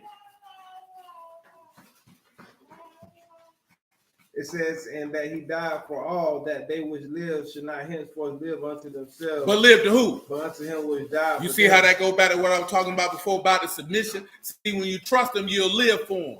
And you're not going to live for yourself. See, when you look at it on the natural side, whether it's in the word or not in the word, and you see so much head butting when it comes to marriages in this country, is because the woman is taught to live for herself and not to live for her husband. See, now that's taught to be a dirty word. But see, I'm not mentioning it for the natural side. I'm mentioning it because of the spiritual side. Because if you're trained to not want to live for your husband, then you'll be trained not to live for God, male or female. You know why? Because the woman won't choose to do it, and then a man will allow a woman not to do it, which will cause that to spill over into him spiritually to where he won't live for God. I got to live for myself. What about me? That's why I mentioned that with y'all about Tom Brady and Giselle and how the media framing that to bring that type of thought process to mind. Now they're trying to say the man looked like he lost a lot of weight, he looked sick, and all this type of stuff. But to allow a man to say, you know what? Let that woman live for herself and screw you.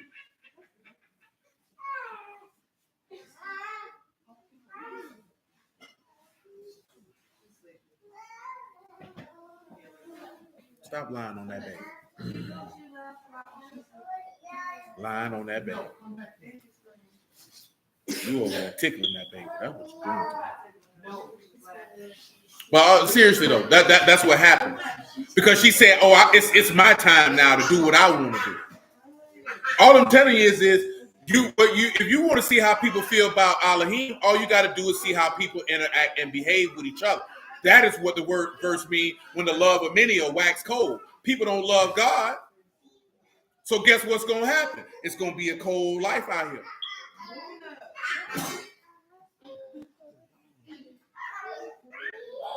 Let's continue.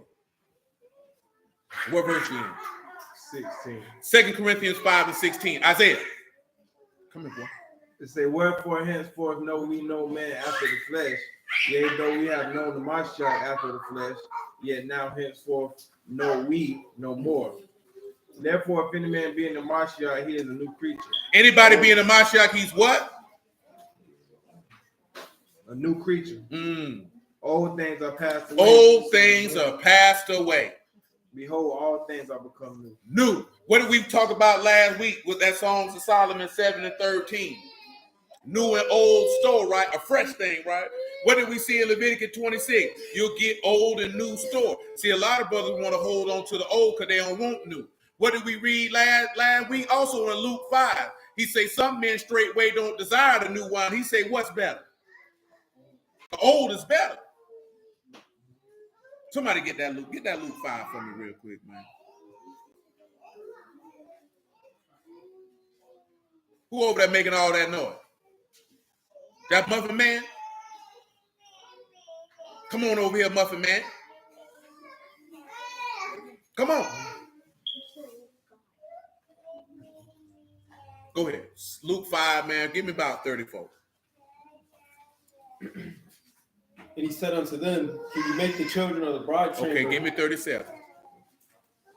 And no man put new wine into old bottles, else the new wine will burst the bottles and be spilled, and the bottles shall perish. That's right.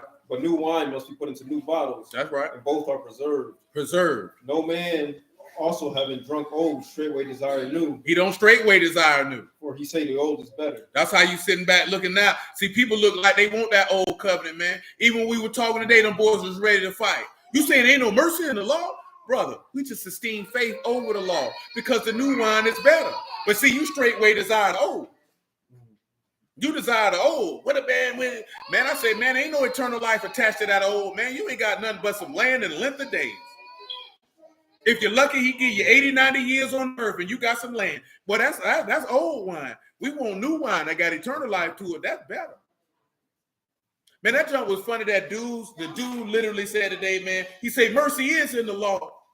He gave you sacrifices. I say, man, that man told you in Jeremiah 7:21. Y'all know what he said in Jeremiah 7:21? Give him Jeremiah 7:21. Then what he told you about your sacrifice. Nigga think really sacrificing a bull and a goat is a mercy. You got to be the dumbest nigga in the world. Thus say Yahuwah of hosts, the Alahym of Yasharal, put your burnt offerings unto your sacrifice. And do what? Put your burnt offerings to your what? Your sacrifice. And do what? Eat flesh. Eat what? Eat flesh. Nigga, go get you a dinner. For I spake not unto your fathers, nor commanded them in the day that I brought them out of the land of Egypt. Not that day when he came up out of Egypt, did he say, bring me some sacrifices for your sin? Not nail time. Go ahead. Concerning burnt offerings of sacrifices. That's right. But this thing commanded I them. What he told him? Obey my voice. Do what? Obey my voice. Do what? Obey my voice, and I will be your Alahym, and you shall be my people. That's what he told you to do. He ain't bring you out of Egypt talking about when you're sin now, you know I got a bullock over there for you. And walk you in the ways that I've commanded you, that it may be well unto you. That's it. That's what he told you to do. Man ain't tell you about no sacrifices. Because guess what the writer of Hebrews told you? The sacrifices don't make the come unto what? Perfect. As pertaining to the conscience. So that man don't care nothing about none of that. It's irrelevant. Let's go back to 2 Corinthians chapter 5. We in verse 18. 2 Corinthians 5 and 18. It said, all things of Alahym who have reconciled us to himself by Yahushua Mashiach have given us the ministry of reconciliation.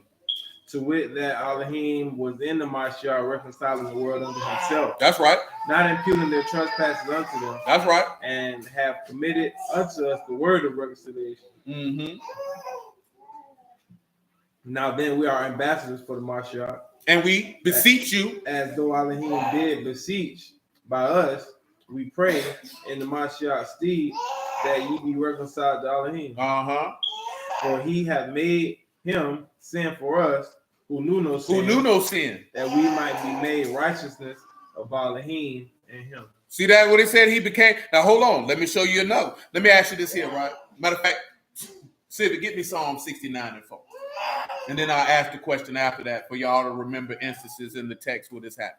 Psalm 69 and 4. They that hate me without a cause are more than the hairs of my head. They that will destroy me, my enemies wrongfully, are mighty. That's right. Then I restored which I took not away. That's good. That's good. Come on. O Alahym, you know not my foolishness, and my sins are not hid from you. They ain't hid. Let not them that wait on you, O Lord, Alahym of hosts, be ashamed for my sake. That's right. Let not those that seek you be confounded for my sake, O Alahym of Yasharal. Go ahead. Because for your sake I have borne reproach. I've borne what? Reproach. I've borne what? Reproach. Come on. Shame have covered my face. Shame covered my face. I am become a stranger unto my brethren and an alien to my mother's children. Didn't we talk about that last week too? About his apostles? You see that? Come on. For the zeal of your house have eaten me up. And the reproaches of them that reproach you are fallen upon the reproaches. Now get Romans 15:1 just for a burn. Where can y'all read other places where the reproaches of them that reproach me fell on me? Y'all don't remember that with Rebecca? What Rebecca told Jacob? He said he's going to bring a reproach on me. She said, son, let that reproach fall on me. You don't remember the lady? And Abigail said the same. And the lady in 2 Samuel said the same. She said, I'll bear that reproach. Let it fall on me. And I mention that because what did Adam do? He carried a reproach that did not belong to him. The dishonor was on Eve. And he took that reproach on himself. You know what I'm saying? And I done had to mention that this week to several different people because y'all not understanding that he became sin who knew no sin. Adam didn't know no sin when he did that. He became sin who knew no sin. Matter of fact, give me 1 Peter chapter 3, man. Pick it up about verse 17. Make it 15 on general principle. 1 Peter 3 and 15. But sanctify the Lord Alahym in your hearts, and be ready always to give an answer to okay, you could have said Yahuwah that because he quoted Isaiah 8. But sanctify you, O Alahym, in your hearts, and be ready always to give an answer to every man that asks you a reason of the hope that is in you with meekness and fear. That's right. Having a good conscience, that whereas they speak evil of you as of evildoers, they may be ashamed that falsely accuse your good conversation in the Mashiach. That's right. For it is better if the will of Alahym be so, that you suffer for well-doing than for evil-doing. That's right. For Mashiach also have once suffered for sins. Mashiach once also suffered for sins. What? The just for the unjust. The who? The just for the unjust. The righteous for the unrighteous. So in the instance where Adam and Eve, was not Eve unrighteous and he was righteous? And he chose to suffer with it for her. Because the reproaches of them that reproach you, they done fell on me. See, we can't see that because we don't have the heart of Alahym. Because, see, we too worried about being our will because you upset. Niggas so dumb. You got niggas mad with Adam. He should have listened to his wife. You got women with Eve. She the reason why we go through all this here. And you missed the whole point. You ignorant bastard. You know what I'm saying? You missing. And when I say ignorant, I mean you're unknowing and therefore you're a bastard. So you are not a son of Alahym because you refuse to come unto the chastisement, direction, discipline, grace, mercy, righteousness of faith of Yahuwah, and you run in your mouth. Romans 15:1 on general principle. We then that are strong ought to bear the infirmities of the weak. We that are strong ought to do what? Bear the infirmities Did of the not weak. Adam bear the infirmities of Eve? I keep telling y'all, you can see it in the text. He could have got another wife. But you know what he did? Yahuwah hate divorce. What is divorce? That's separation. Yahuwah does not desire separation. Yahuwah desires what? Akkad, oneness. He said, did I not make them one that they might be a godly seed? You know what I'm talking about? But we lack understanding. All we want to do is argue. But you know why niggas want to argue? Because women rebellious and these niggas is hoes.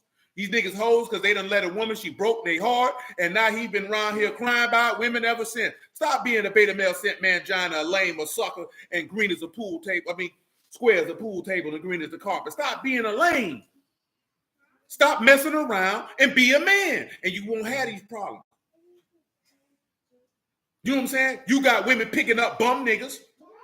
Man, if you pick up a nigga and the first thing he trying to do is live in your house, you ain't got you nothing. You know what I'm talking about? If this nigga trying to live in your house, you ain't got you nothing. You ain't got you nothing. If you got the question, why this nigga don't go get him some money, you ain't got you nothing. Ain't nobody feeling sorry for you. That's the same token if you got a woman and she don't want to cook and she don't want to clean and she don't listen, you ain't got you nothing. And you knew that raggedy heifer wasn't going to do that for your marriage. You know what I'm talking about? If she wasn't listening to you before you married her, what make you think she gonna start after? If this nigga wasn't trying to do nothing with his life before you married him, what make you think your vagina and a marriage certificate gonna make him do? See, that's what a lot of women problem is. You give your vagina away to unworthy penis because he gets your juices flowing. Well, guess what? You get what you deserve. You know what I'm talking about? That's a lot of niggas, they got what they deserve. Oh, that booty was fat, she looked good to you? Well, you deserve a lifetime of misery because you get what you deserve. You know why you deserve it? Because you seen the negative behavior and you allowed it, and you allowed your lust to dictate your decision making, and these are the results of your choices, and you get what you deserve. You know what I'm talking about? See, people don't like to hear that. You would agree, Mama? If you let your desires dictate your decision making, when you can already see that this person is XYZ, then whatever happens after that, you deserve it. Because you allowed it. That's why you deserve it. See, people here deserve, and you think, no, you allowed it based off your decision making. So whatever consequences come from that, you deserve it. You know what I'm saying? If you commit crimes, you deserve prison. Can't blame the white man if you out here committing crimes. You deserve that because your actions dictated those consequences.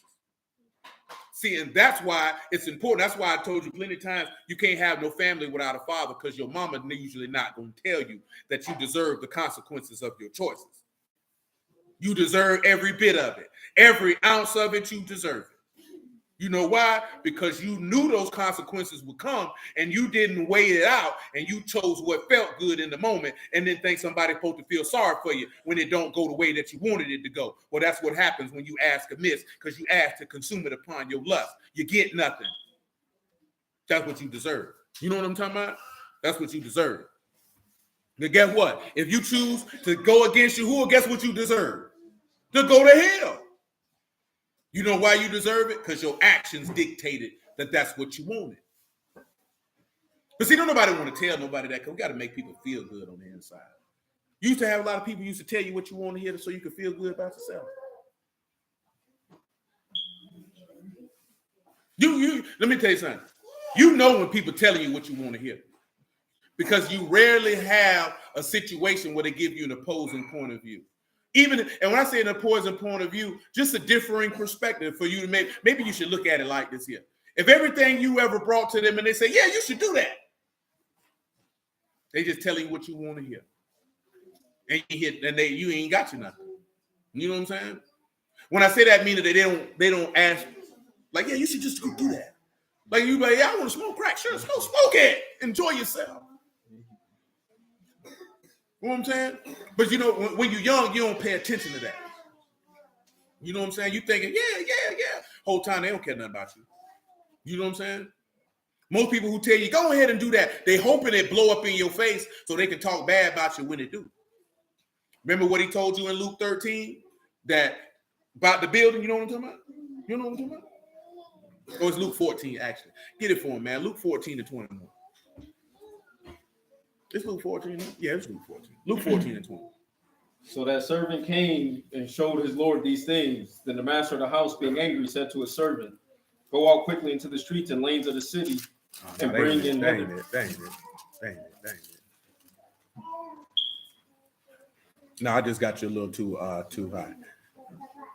Come over here to verse 28. It's Luke 14, but you need verse 28. For which of you intending to build a tower, sit not down first and count the cost. Sit down and do what? Count the cost. Do what? Count the cost. That you got what? Whether he has sufficient to finish it. Unless you start to build. That's happy after he had laid the foundation and is not able to finish, all that behold begin to mock him, saying this man began to build and was not able to finish. That's why a lot of people go ahead and tell you, go ahead and do that, because they hoping they can come back and mock you later. What king going to make war? That's good, because you know what you need to do before you do stuff? Guess what he said you need to do? To sit down and do what? Count the cost. You got sufficient to pay? You willing to do everything that's necessary? See, a lot of brothers, they want to be husbands, but did you count the cost?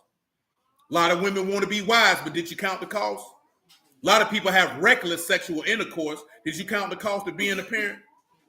A lot of people come to the word. Did you count the cost that this serving you who is really what you wanted to do? Did you weigh out what was needed, was going to need to be done in order to pull this off? Did you count the cost? A lot of people don't count the cost. You said you wanted to own your own business. Did you count the cost? Man, I remember years ago, man, when I decided I was going to try to get my real estate license when I was 22, man, I'll never forget that lady, Miss Margaret Barr. She told me, she said, baby, if you're going to be a real estate agent, I need to let you know, son, that you need to be prepared to eat peanut butter and jelly sandwiches a lot of days because you ain't going to make no money. She said, not when you first start. She said, you're not going to make no money. She said, a lot of people come in here and they do it and they fail because basically she said they didn't count the cost. You know what most people think about? How much money they can make. This son I done told some of y'all before, probably individual. I don't know if I probably done said it to the group. This son, I'm gonna tell you something, man. Don't never listen to nobody who bring you an opportunity and the only thing they can talk to you about is how much money you gonna make. You know why that's important not to deal with them? Because they lead to touch in on your greed. Meaning they trying to touch in on your flesh. Because you know when people come bring you a business opportunity, they actually tell you everything that's going to be entailed into it. And there's usually more detail on the work that's going to need to be done to bring that to pass. And the amount of time that you probably going to have to put in the work to actually get the fruit of your labor. Because the girl who braided my hair, she talking about the other day, she talking about a nigga she knew doing that doggone credit repair. And you know 95% of the people who doing credit repair, they scamming. They just locked the lady up in Houston for that. Scamming. Not necessarily scamming the customers, scamming the bureaus and all these other people by doing false stuff. These people be scamming. You know what I'm talking about? Getting super duper money out of niggas every day. I ain't paying a nigga to fix my credit. You know how to fix your credit? Pay your bills, nigga. You know what I'm talking about? You can dispute stuff on your credit report on your own or actually go to a credible financial advisor and they can assist you in that. You ain't never noticed how all these niggas got credit repair things all over the place. Huh? It's not difficult. You don't need to pay a nigga $600-700 a month to do that for you. That's what they're doing is just disputing the charges. Like you said, you can do that yeah, you can do that yourself.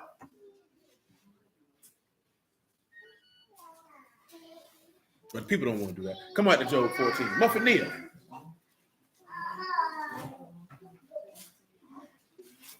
We in verse what? Verse 4? That's what we are. We ain't holding nothing else. Who can bring a clean out of an unclean? Not one. Seeing his days determine the number of months with you, you have appointed his bounds that he cannot pass. Somebody give me determined.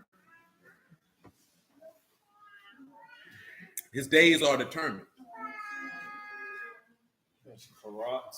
Cut, sharpen, decide, decree, determine. His days have been decreed and decided. So however long a man got to live, Yahuwah done already declared that, and you're not going outside that number.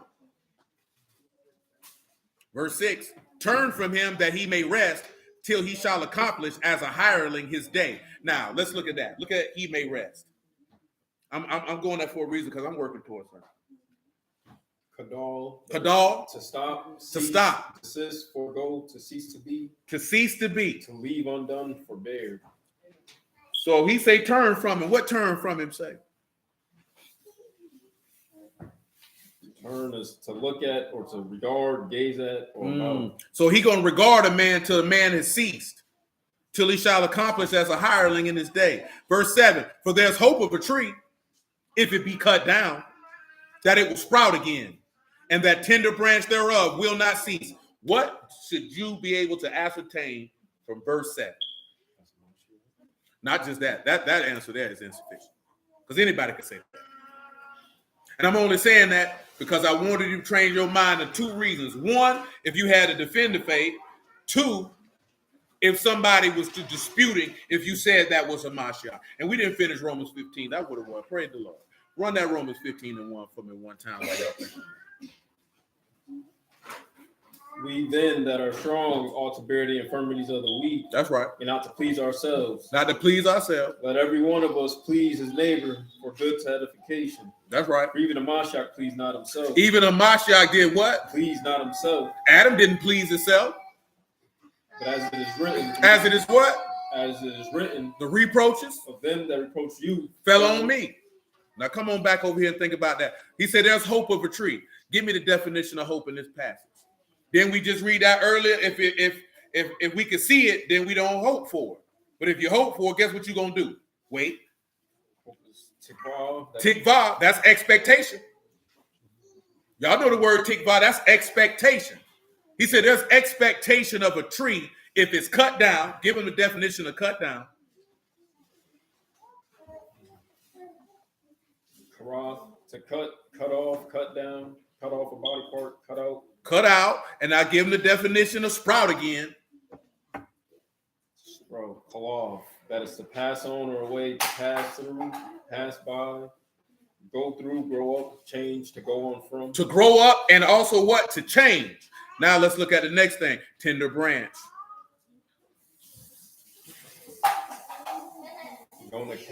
That is a young plant, a twig, a young shoot. Okay, now let me give you verse 8. Maybe that'll help you out. Through the root thereof, though the root thereof wax old in the earth, and the stock thereof die in the ground, through the scent of water it will bud and bring forth boughs like a plant. Now, the first thing you should have got from verse 7 is there's a hope of a tree. You should have went right to Daniel 4. Your mind should have went straight to Daniel 4. Your mind should have went straight to Ezekiel 31. Your mind should have went straight to 2 Kings 19 and 29, because we just discussed these things. He said there's hope of a tree that if it's cut down, it will sprout again. That means that it would resurrect. Notice that he said that the tender branch will not cease. What did we read about that tree of life in Psalms 1 and Jeremiah 17, that it won't stop giving fruit? It's continual. Go back to that will not cease in Job 14 and 7 and give him the definition. Because didn't it say that in Jeremiah 17 and Psalms 1 that that tree will not cease from yielding fruit? Don't Ezekiel 47 say that? Go ahead. Cease is kadal, to stop, cease, desist. So this tender branch will never stop. It's never going to stop. That's eternal. You see how the old is better than the new is better than the old? Because the old stops. Now look at it. He said, though the root thereof wax old and the stock die in the ground. But notice what he said, through the scent of water. Give him the definition of scent of water. Scent is rayat, scent, fragrance, aroma. Y'all know what that is. That's another word for sacrifice. Sacrifice of what? Water. That's ma'im. So what is that? You can only give me John 7:37, somebody. John 7:37.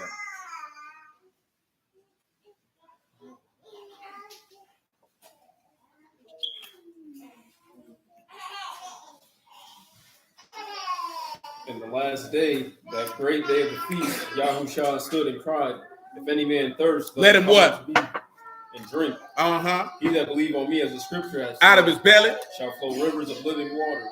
This he spake of the Ruach, which they that believe on him should receive. From the Ruach HaKadosh was not yet given, because Yahusha was not yet esteemed. And what was that esteem? What was that sin of war? That's the Ruach, because guess what? He said he rose him from the dead. And guess what? If it's an odor of sacrifice, all that's sitting there telling you the same way we talked about he heard Abel's blood from the ground. And it bear witness that he was righteous. Notice that he said, and it will bud and bring forth boughs like a plant. Well, what are boughs? We talked about that because we read it in Genesis 49 last week. Boughs are branches. I am the vine, ye are the branches. Abide in me, and I in you, and you will bring forth much fruit. Let's look at verse 10 of Job 14. But man die and waste away, yea, man give up the ghost. Where is he? The waters fell from the sea, and the flood decay and dry up. So man lay down and rise not till Shamahim no more. They shall not awake nor be raised out of their sleep. What did we just read in 1 Thessalonians 14? This is the same thing. This ain't nothing new that we talking about. Oh, that you would hide me in the grave, and you would keep me secret until your wrath be past, that you will appoint me a set time and remember me. Give him remember. So notice, right? He's saying, I want to be in the grave till when his wrath come, when he return. And when he return, guess what he said? The dead of Mashiach going to do what? Rise first. Now, again, this is going to go back to the question that I asked you in Genesis chapter 1 and 26 when we began. So a car, that is to remember, recall. To recall. How is he going to recall them? Get him Malachi 3 and 17.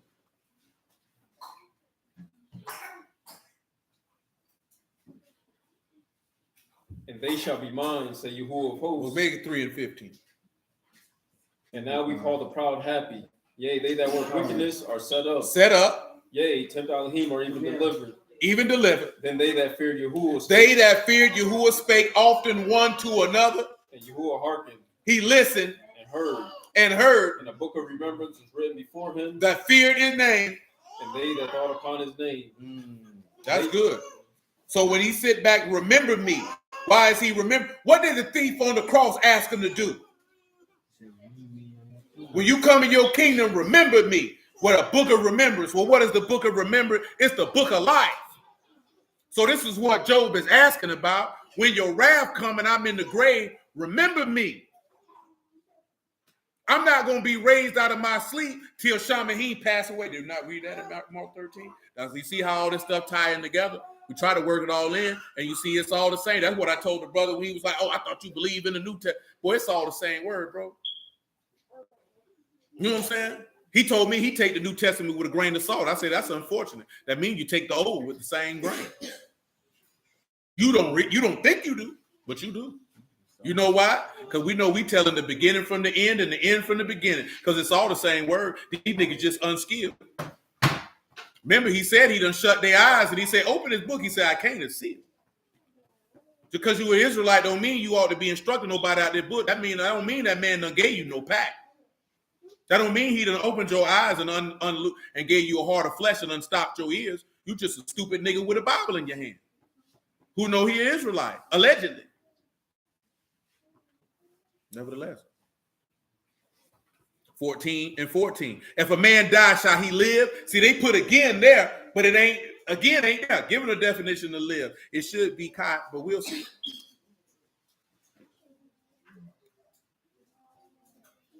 What you got? Y'all.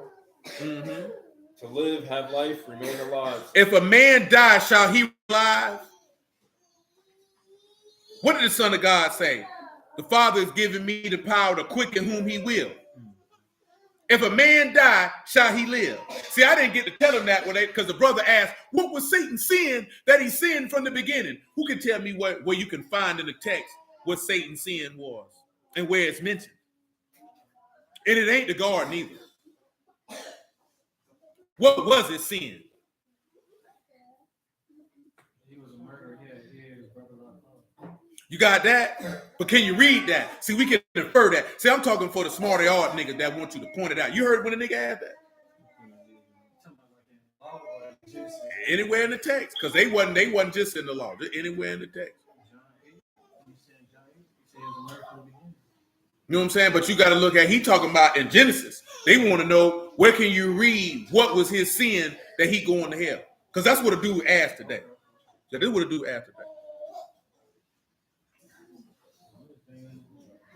Well, it tell you, you know what his sin was? Rebellion. And you know where you can read it was rebellion? Because in Revelation, it told you that he rebelled and went to war with Michael and took a third of the stars with him. Now, I don't tell you what he rebelled against, but it stated that he rebelled. And that's all you need. You know what I'm talking about? You don't need no detail. Because one brother mentioned, he said he come to steal, kill, and destroy. But that doesn't matter. Because he asked, where is it what you can read that he sinned? The book say the man sinned from the beginning in regards to he was a rebel. Because it said ain't no truth in it. That means there ain't no faithfulness in it. See, remember, you hear truth, you don't just want to look like factual. What is truth in Hebrew? It's a ma, it's a muna. That means there wasn't no faithfulness in him. He wasn't going to be faithful. And when you're not faithful, guess what you do? You rebel. You know what I'm talking about? You ain't going to follow orders. You know what I'm talking about? Now, of course, you can add in the other thing, the murderer because you hated your brother without a cause. You can add in the covetousness because you coveted this man's. You can add all that stuff in, but that's understanding. You know what I'm saying? You can look at his acts and the things that he do, and because you got understanding of the text, you can decipher that. But for a smarty art nigga, see, they're not going to accept that. You can't read that anywhere. You're just a fool. But also the other thing that you can also read is that he desires earthly things. Because what did God curse him to go upon? On his belly. So that's why he really rebelled, because he had no desire for the things that are in heaven. He had a desire for his own lusts.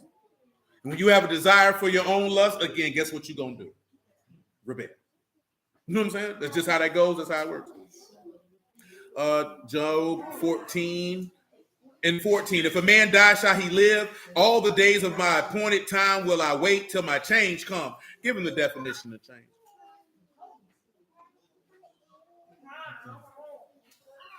Khalifa, that is a change of garments. Change of what? Garments. Change of what? Garments. Come on. Or change of raiment. Relief from death. Relief from what? From death. Relief from what? Death. He says, shall a man die? Shall he live all the days of my appointed time till I wait till I get relief from death? Definitely. Now you got relief from death. What did it say in first? Those that are sleeping in my shop, they're going to what? Get relief from death. He says, he that live and believe in me shall never taste death. Believe this? I'm the resurrection and the life. Now you got relief from death. Hold on, because I had another spot for that. Who over there acting wrong? Who over there not behaving properly? Who doing it? Is it Abigail? I know it ain't Abigail. Not little Abby.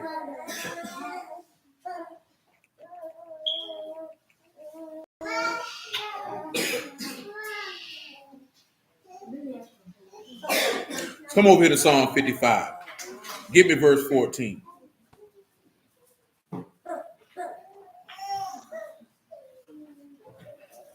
Excuse me. We took sweet counsel together, walked into the house of Alahym in company. Let death seize upon them, and let them go down quick into hell. Now, of course, they're talking about Judas, but we don't care about that. Come on.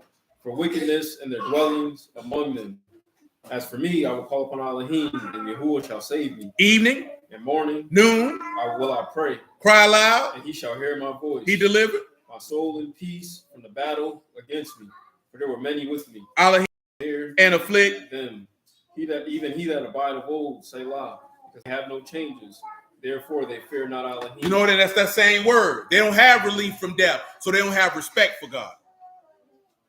See, people who don't believe, they know they're going to go to hell and die anyway. So they don't have the proper respect.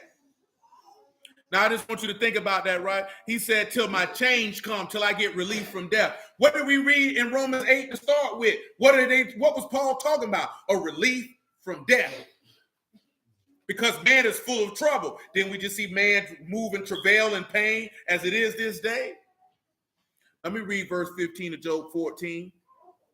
He said, you shall call and I will answer you, and you will have a desire to the work of your hands. That's exactly what you seen Yahushua do with who? Lazarus.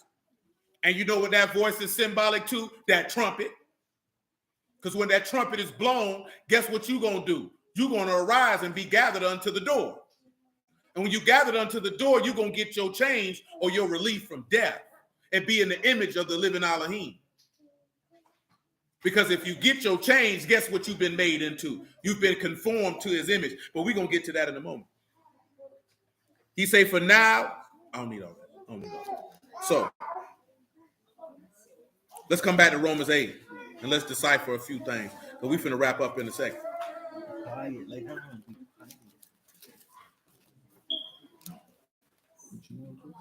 Now, I'm in Romans 8 and 21, right?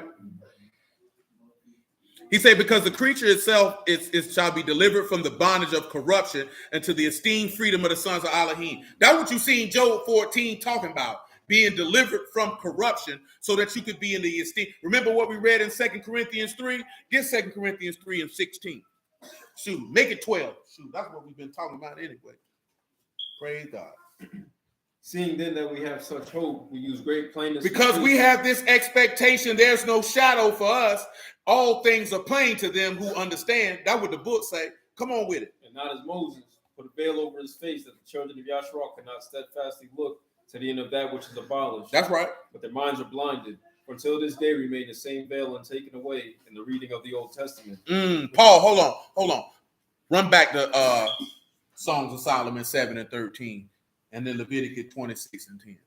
Right behind it. Songs of Solomon 7 and 13. The mandrakes give a smell, and at our gates all manner of pleasure. Give them the definition of mandrakes one more time, just in case they forgot. Judai, that is mandrake, a love apple. A love apple. What else? It's as exciting sexual desire and favoring procreation. Favor and procreation. The reason why, if you got favor and procreation, that means it's something that I'm leaning towards you to be able to reproduce. Go ahead. The mandrakes give a smell, and at our gates all. And that smell is what? You know what that smell is? Is it rayat? I believe it is. If my memory serves me correctly. Yep. And again, that love apple gives off a sweet smelling savor. Continue. At our gates, all manner of pleasant, new and old. Now look at the manner of pleasant. Remember, pleasant was excellent. It gave things forth that are excellent. New and old, give them new. It's kadash. It's a fresh thing. But just pull it up so they can see it. What they say, kadash, new, fresh. Pleasant was excellent. Pleasant is excellent. No fruit there. Fruit ain't there. Just excellent. The new is a new thing, fresh. A new thing is fresh. Come on. Now go to Leviticus 26 and 7.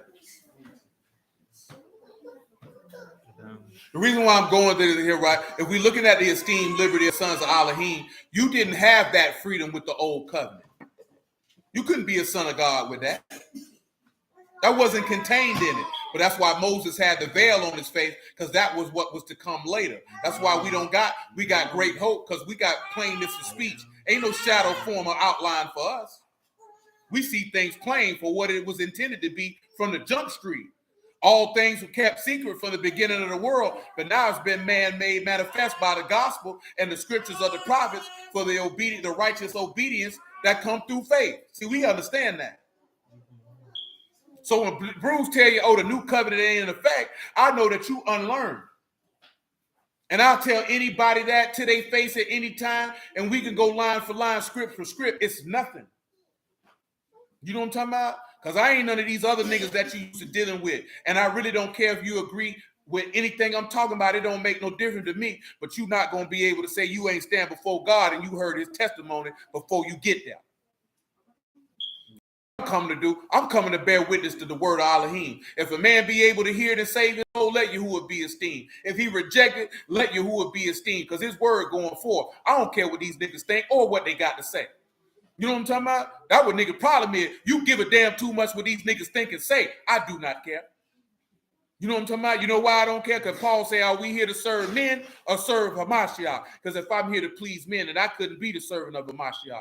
We here to preach Yahushua crucified to the esteem of the Father in heaven. And we here to please him. I don't care nothing about pleasing no man. I don't care what none of these niggas think or say about me. What that got to do with me? And you know why every last one of y'all should feel that way? Because he said, how can you believe we seek honor one from another and not the honor that comes from Alahym only? Stop seeking honor from men and seek it from God. God honor lasts long. You know how long it lasts, Doris? It lasts forever. That's right. It lasts forever. Stop worrying about what these niggas think and say. Most of these niggas don't even like themselves. Most of these niggas don't love themselves, so they can't like and love God. So they ain't gonna like and love you. Man, these niggas get on the internet and flaunt and fly. These niggas hate themselves. They miserable. Man, you got so many people be pretending for the internet. Man, how you got time to be fronting for the internet? Go get you some money, nigga, and get your life together. Get your manhood together, man. Get your wisdom and service to God together. Stop fronting for the internet, nigga. How old is you? Grown niggas, man. Word or not in the word. Pretending for the internet. You ought to be ashamed of yourself. If you spent so much energy trying to live properly how you need to be, then your life would be better. But you putting all your energy to pretend to be something you not for the internet. Do you forget there's people that know you in real life? You know what I'm talking about? That's the part I don't understand. It's people who really know you. Man, it's people who, when they see the stuff you be sharing, they be looking at you like, man, come on, bro. I know this nigga. We don't be caring, though. We in Romans 8 and 22. Oh, yeah, Leviticus 26 and 7. Thank you, sir. And you shall chase your enemies, and they shall fall before you by the sword. That's right. And 5 of you shall chase 100, and 100 of you shall put 10,000 of you was verse 7. Go. And your enemies shall fall before you by the sword. For I will have respect unto you, and make you fruitful, and multiply you, and establish my covenant with you. Go ahead. And you shall eat old store. There it is. You shall eat what? Old store. You shall eat what? Old store. And do what with it? Bring forth the old because of the new. You're going to bring forth the old because of the new. Now give him old store. Give him bring forth and give him new. Old store. We talked about this last Shabbat, by the way. Sean, that's old storage. Old storage. Come on. Bring forth. I say store is a different word for store. It's to sleep or be asleep. What's that? What word? For a store. What it is? Yeah, Sean. Mm-hmm. No, look like it's the same. It's a different definition. Hold on. I got it. Dang, I ain't get to the chiropractor today. That's freaking sucks. Oh, you just read the old. So yeah, it's two different words, right? So you got remaining a long time to be stored up. So also means to grow old or stale, remain a long time. The old covenant was in effect for a long time, and you're going to bring forth the old. And of course, bring forth is Yasah. You're going to exit. You're going to come out or come forth. You're going to depart from the old because of the new. That's what it say now. And of course, you know what new is. It's new. It's new thing. It's fresh. Listen to what he told you in the law. He told you in the law you were going to leave the old to get the new. Now come to Yahushua, son of Nun, chapter 5. I just want to make sure that that's got what it's in my mind, that's there. I'll tell you in a second if we're going to rock with it. Yahushua, son of Nun, chapter 5.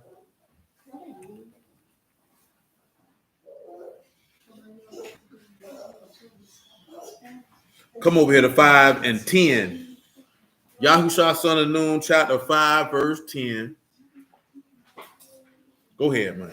And the children of Yasharal encamped in Gilgal and kept the Passover on the 14th day of the month, and even in the plains of Jericho. That's right. And they did eat of the old corn of the land on the morrow after the Passover. They ate the old corn.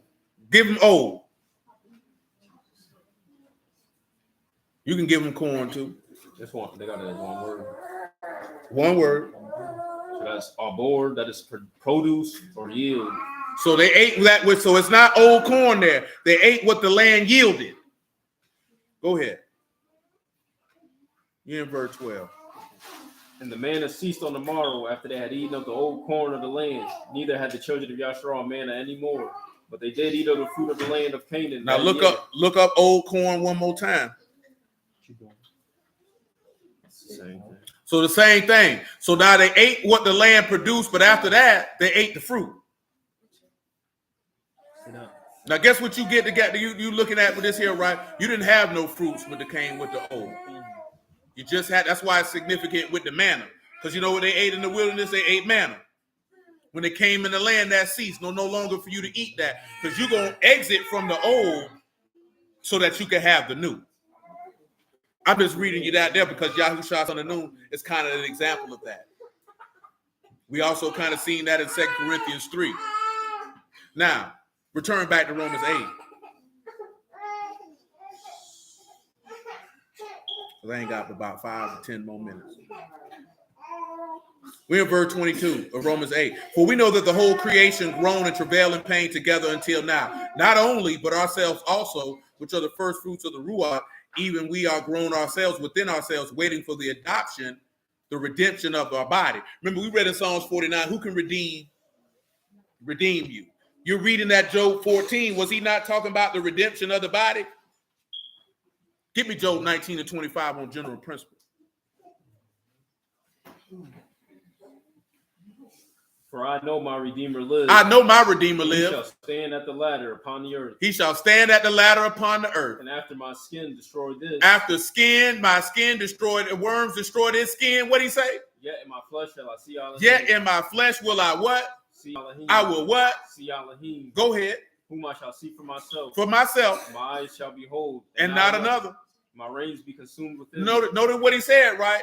Yet in my flesh. Till my change comes, till I get relief from death. That's redemption of the body.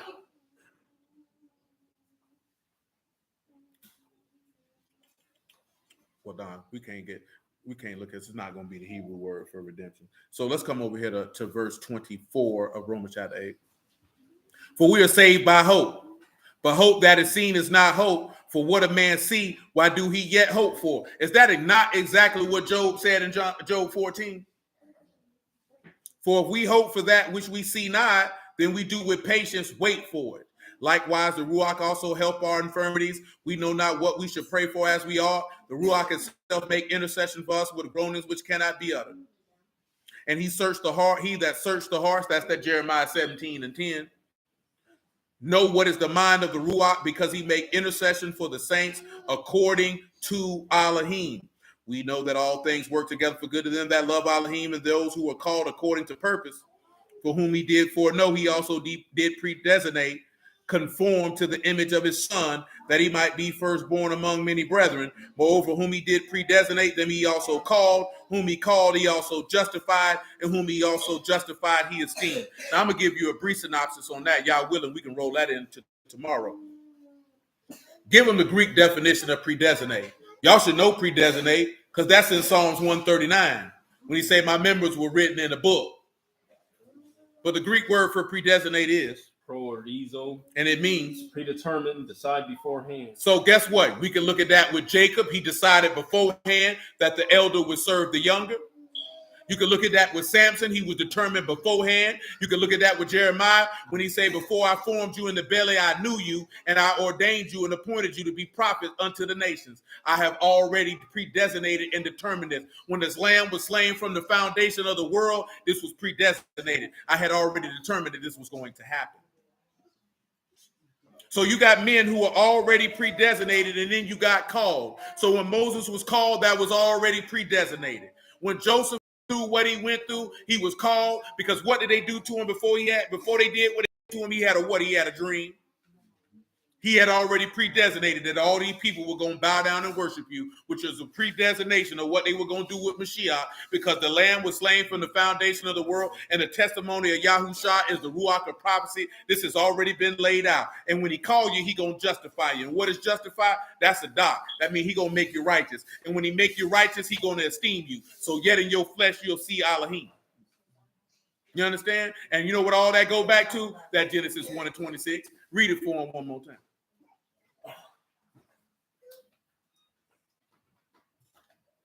Genesis 1:26. What did it say? And Alahym said, let us make man an image after our likeness, and let them have dominion over the fish. Y'all remember when it said, let us make man in our image? What did it mean in Hebrew? Alahym spoke a word and produced. He produced man by a word. What did we read in John 7:37? He that believe on me, as the scripture have said, out of his belly shall flow rivers of living water. He said he gave them power to become the sons of Alahym that believed on his name. You produced in his image by a word. No law, by a word. You can't be a son of God by the law. You got to be by faith, because you got to be produced by a word. And you know why you got to be produced by a word, Doris? Because a man is produced from what? What is a man made from? No, I'm talking about literally. What is needed to produce a baby? Seed. And what is the seed? That's the word of Alahym. You need a word to produce a man. I told you somebody got in the comment last week, the feminine is made. Get your stupid behind out of here. That ain't going to get you that monkey, man.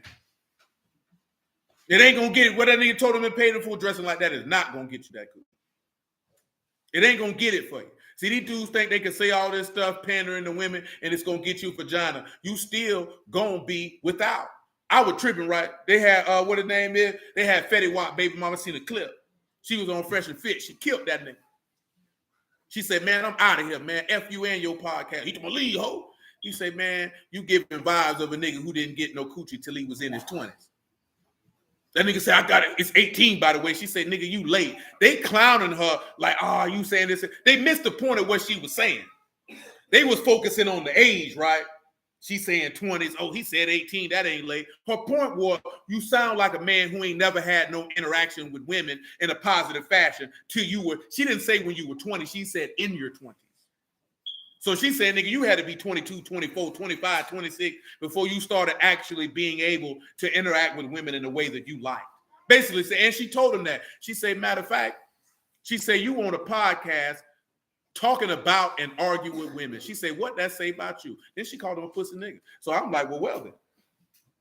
You know what I'm saying? Now he go to selling out, but I know niggas hate women so bad that they not looking at the fact of how she sized him up.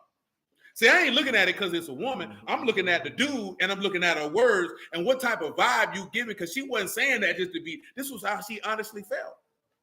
Now, I honestly see that nigga in the same way. Like, nigga, you is a goofy. I'm not finna be in no panel, no whole bunch of women going back and forth with women, asking them the same stupid questions every night. I'm not doing that. That does say a lot about you. What type of nigga want to sit around and talk to women every day?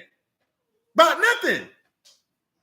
To try to put them in their place. Man, there's something wrong with you, nigga. I'd rather, if I'm gonna have a podcast, I'd rather sit around talking to a bunch of men than trying to prove women that I don't agree with how you behave. What is that gonna do? You feel better about yourself? Oh, you're using your podcast to get you some coochie. See, that's the new way niggas get coochie now. Instead of scamming and selling drugs, they get a podcast, get women come on here. You look at me, I'm YouTube famous. I got 100,000 subscribers. You ought to give me some. You don't believe that, do you? Niggas living like that out here, man. All niggas need is a microphone and a what you call them things? What you call them chairs niggas be sitting in? Play video games and stuff. Get a gaming chair and they ready to go. You know what I'm talking about? Get a nigga a camera. Maybe hopefully an engineer. Nigga say, I'm a podcaster. Nigga ain't got nothing in his brain but stupidity and lust.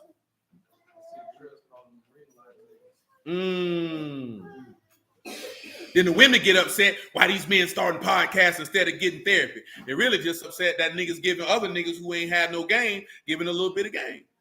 Because now they ruining the hustle. Because now some women, now you got to earn this nigga now. See, before you could do what we were talking about earlier, this nigga could do his job and then come home and do yours, and you was cool. Now these niggas putting their gators on your neck, say, baby, you gonna have to step, you gonna have to shoot. Nigga, bump if your leg broke, ho, hop up on your good foot. That's a little different out here. Remember I told y'all that, asked y'all that long time ago. Did your father ever demand anything from you? Did he expect anything from you? Did he make you earn what he gave you? I told you, man, when the baby was born, people say, oh, you got a daughter now, man. She gonna have you in the palm of your hand. The hell you say? Where you get that from? But guess what? That's what they tell you, right? Man, I seen a dude today, man. He say, man, who told you to wear them pants? He say, man, my wife wear them. He said, I wear the pants in my marriage, but my wife she washed them and she probably bought them for me. And this is how they talking, like, hey, man, at the end of the day, my old lady say, well, she tell me what to do. I hate when I hear black women say, the man's the head, but I'm the neck, and I make it turn, which the hell you say? You ain't none of my neck. I'm the head, neck, shoulders, and all of that. You know what I'm talking about? You ain't turning me nowhere. I turn my own head, nigga. I don't need you to turn me, because guess what that's really insinuating? He has the appearance of leadership, but I really call shots. That's really what that means when you hear a woman say the man's the head, but I'm the neck, and the head can't turn without the neck. So in reality, I actually run the show. Because what's greater, the head or the neck? You know what I'm talking about? So what good is it if you turn in the head if the head's stupid? What that say about you then?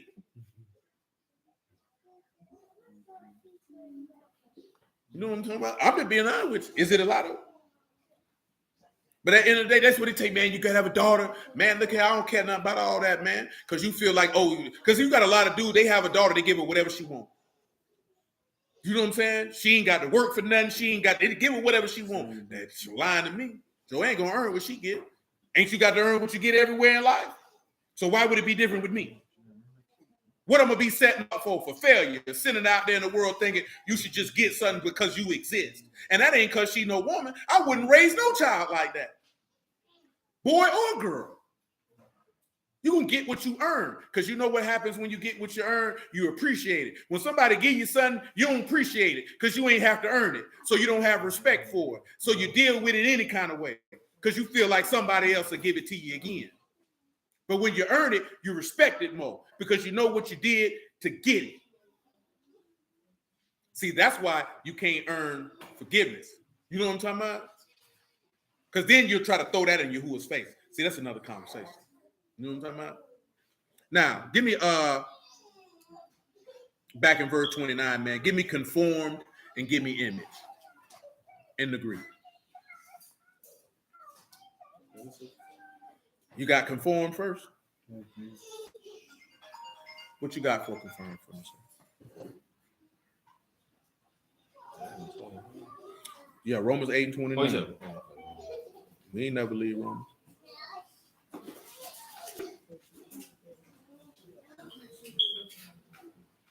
Romans 8 and 29, the Greek word for conformed means is having the same form as another. Having the same form as another. You see how that go back to Genesis 1?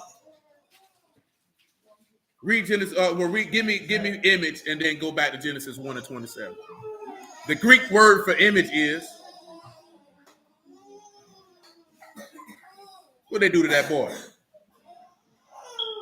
That is icon, an image, figure, or likeness. Image, figure, or likeness. Now let's go back to Genesis 1 and 27. What that say form was to make it like? I forgot. Just that fast. Having the same form as another. Having the same form as another. Now let's read Genesis 1 and 27 one more time.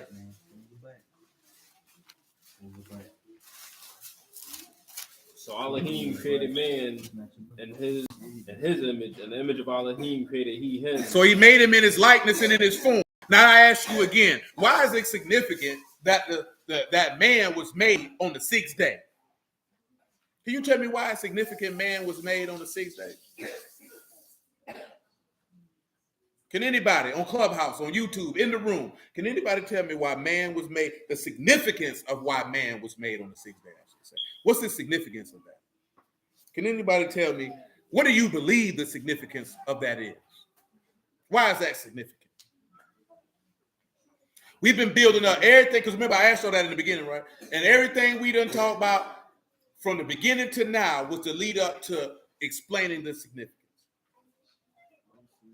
Looking at everything we're looking at on that 7th day, they're being refreshed. So that's you being removed in his likeness. On the 7th day, they're going to be refreshed. That's what he said. And guess what? He would be right. But let me show you why. Get me Exodus 31 and 12. What is the 7th day representative of? Hold on. Let me read you Genesis 2 and 2, right? On the 7th day, Alahym ended his work which he made and rested on the 7th day from all his work which he made. Alahym baruched the 7th day and sanctified it, because that in it he rested from all his work which Alahym created and made. Now let me give you definitions of certain words in that particular passage.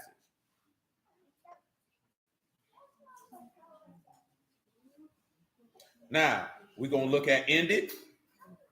Ended in Hebrew is kala, that is to accomplish, to cease, to consume, to determine, to end, to finish, to be completed. Now let's look at he rested. That is Shabbat. That is to cease. That is to desist. That is to rest. Now we're going to look at work, which we should see the same thing again. That is asa, a word that everybody should be familiar with. Well, now they got a different one there. It's mel akah. That's work or business. All work or business is completed. Now on that 7th day, he sanctified it. And of course, sanctified is Kadash. He has made it set apart, and he rested from all his occupation. Now, where I had you going at? Exodus 31. Exodus 31 and 12. And Yahuwah spake unto Moses, saying, Speak you also unto the children of Yasharal. What he told? Saying, Truly, my Shabbats shall you keep, for it is a sign between me and you throughout your generation. Throughout your generation. That you may know that I am Yahuwah. That you might know that I am Yahuwah. That do sanctify you. I do set you apart. You shall keep my Sabbath, therefore, for it is holy unto you. It's separate to you. Everyone that defile it shall surely be put to death. Everyone that defile it will die. For whosoever do any work therein, that soul shall be cut off from among his people. I'm going to kill him. 6 days may work be done. But That's right. But in the 7th, the Shabbat of rest, Kadash to Yahuwah. Whosoever do any work in the Shabbat day, he shall surely be put to death. You going to hell. Wherefore the children of Yasharal shall keep the Shabbat to observe the Shabbat throughout the generations, a perpetual covenant. It is a sign between me and the children of Yasharal forever. For 6 days Yahuwah made heaven and earth. And on the 7th day, he rested. And he was refreshed. Give him refreshed by definition. And you right, Bella. I seen what you put in there. Now give him refreshed by definition. Go ahead. Take breath, refresh one. Take breath or refresh oneself. Now we kept seeing everything being made new. What we talked about Seth last week, Seth means substitution or compensation, because he that possessed rage, wrath, and death took away your what? Your breath. Because that's what Abel meant, right? It's breath. So why is it significant of man being made on the 6th day? Because when Mashiach returns, how many days is he ruling for? 1 day. And if he's ruling for 1 day, guess what day that would be? It would be the 7th day. And you know why it's the 7th day? Because man would be created on the 6th day. Because this man created in Alahym's image. Get him Revelation 20 and 4. When Yahushua returned here, what we read earlier, he said, I'm going to stay in the grave till my what? Till my change come, till I get relief from death. He said, I know my Redeemer will stand on the earth on the latter day, and in my flesh I will see him. Is that not what it said? He said, if a man die, shall he live? Is that not what he asked? So when you look at all these things, remember, everything got the mirror was written in the beginning. And when you are getting that relief from death and you are made in the form and the image of his likeness, then that means in the image of Alahym created he him. Is that not what it said? And if he created man on what day? On the 6th day. And you made in his form and his likeness. And you sitting back and looking at that, you looking to be manifest, to change into the esteemed liberty of who? The sons of Alahym. That's what you read in Romans 8, right? Well, when you going to be made in that? On the 6th day. Now, we're not looking at it and say, oh, does that mean he coming back on the 6th day of creation? Don't be a douchebag. When he come back here, what does the book say when we talk about when a man get married? What the law say he can't do? Can't go to work. He get a whole what? Year off with his wife. Mashiach get a whole time period. No more. Everything cease and desist. What does Mashiach do upon his return? Is he doing any business or occupation? No, he is not. And why? Because man will be made in the image of Alahym, and in the 7th day, who's coming through? Because we're reading in Revelation 21, because it's going to get there, and you'll see why the importance of what the 6th day was. Now go ahead and give me what I got. What I got you with? You said Revelation 20 and 4. Revelation 20 and 4. You could give him verse 1. And I saw Malachim come down from Shamaim, having the key of the bottomless pit. Key of the bottomless pit. In his hand. And he laid hold on the dragon, that old serpent, which is the devil. That devil. And Hashatan, and bound him 1,000 years. 1,000 years. Cast him to the bottomless pit and shut him up. Shut up, nigga. And set a seal upon him, that he should deceive the nations no more, till the 1,000 years should be fulfilled. That's right. And after that, he must be loosed a little season. Little season. I saw thrones, and they sat upon them. That's right. Judgment was given unto them. That's right. And the souls of them that were beheaded for the witness of Yahushua and for the word of Alahym, come on, not worship the beast. They didn't worship the beast. Neither his image, neither have received his mark upon their foreheads. What's gonna happen? Or in their hands, and they lived and reigned with Mashiach 1,000 years. They reigned with him for a day. But the rest of the dead lived not again until the 1,000 years were finished. This is the what? First resurrection. It's the what? First resurrection. Upon who? Blessed and Kadash is he that have part in the first resurrection. Upon whom the second death have no power. Notice that he said, blessed and Kadash is he that have part in the what? The first what? First resurrection. And if they blessed and set apart in the first resurrection, that means they done been refreshed. They've been made new. Because you know why? Because they gave up the old store to bring forth the new. And they more excellent things because of the love apple. They gave off a smell. Now you got something that's better than the old. See how he say you can't put old wine and new bottles? Because you're not going to be able to be preserved. That's why he say no man straightway desire the new. He say the old is better. To be breathed upon. And get what? Not just like what we read in Job 14. The sin of water cause them to bud. The sin of the sacrifice bring forth the ruach that exists in you. The same ruach that raised Mashiach from the dead, if it be in you, it'll raise you from the dead, and you'll be made in his image and likeness on the 6th day. Because in the image of Alahym created he him. Remember, see, we could take the time with it, but I ain't gonna do it tonight. You can cycle, because we done talked about it before. You can see the cycle of the creation story at his return too, because he said at evening time it'll be what? light, because the earth was without form and void and full of darkness. And he said, let there be what? And that's how he coming back, ain't it? Now give him Revelation 21:1 and look at how you can see that he made all things new. Refreshed, seventh day, rested. Everything cease and desist. Death cease and desist. Everything stopped. Praise God. And I saw a new Shamahim and a new earth. The first Shamahim and the first earth were passed away. And there was no more sea. No more sea. And I saw the Kadash city, New Jerusalem, coming down from Alahym. That's right. Out of Shamahim, prepared as a bride, adorned for her husband. Adorned for her husband. And I heard a great voice out of Shamahim saying, behold, the tabernacle of Alahym. It's with who? With men. It was with who? With men. And what's going to happen? He will dwell with them. He going to do what? Dwell with them. And what else? And they shall be his people. And they'll be his Alahym. And Alahym himself shall be with them. And be their Alahym. Go ahead. And Alahym shall wipe away all tears from their eyes. All tears from their eyes. And there shall be no more death. No more death. Cease and desist. You know why? Because you'll be in the image of Alahym. And guess what Alahym can't do? He can't die. Continue. Neither sorrow nor crying, neither shall there be any more pain, for the former things are passed away. See how you bringing forth new store, getting rid of the old store for the new? And he that sat upon the throne said, behold, I make all things new. See, hold on, because it also told you in Leviticus 26 that he'd make his tabernacle and dwell amongst you. It said that in there too, didn't it?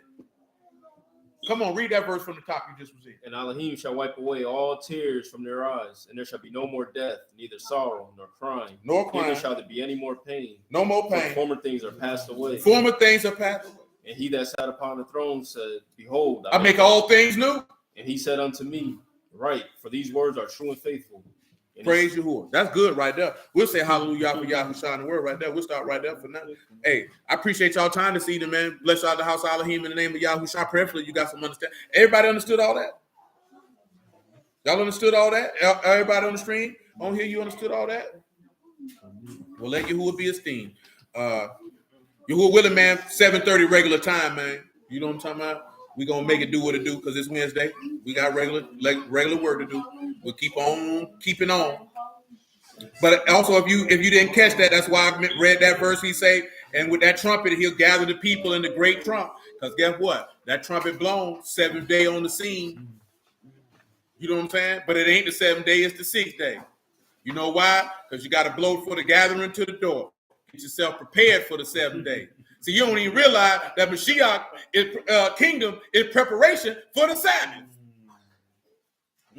That's the preparation. See, they don't even want to talk about the preparation day. Y'all willing, man, we might hit that tomorrow, man. But, you know, preparation day only mentioned in the Gospels. They ain't mentioned in the Hebrew. You know what I'm talking about? But, yeah. I bless y'all at the house Alahym in the name of Yahushua, man. I appreciate y'all. You could have been doing anything else, but you decided to sit down with the Lord. So let Yahuwah be esteemed in all things. And prayerfully his word give you strength and life to continue to do what you need to do, that you might be able to actually be made in his image on the 6th day. You know what I'm saying? Love y'all. Appreciate y'all. Yahuwah willing. To the next time. Now you want to come over. What question you want to ask me?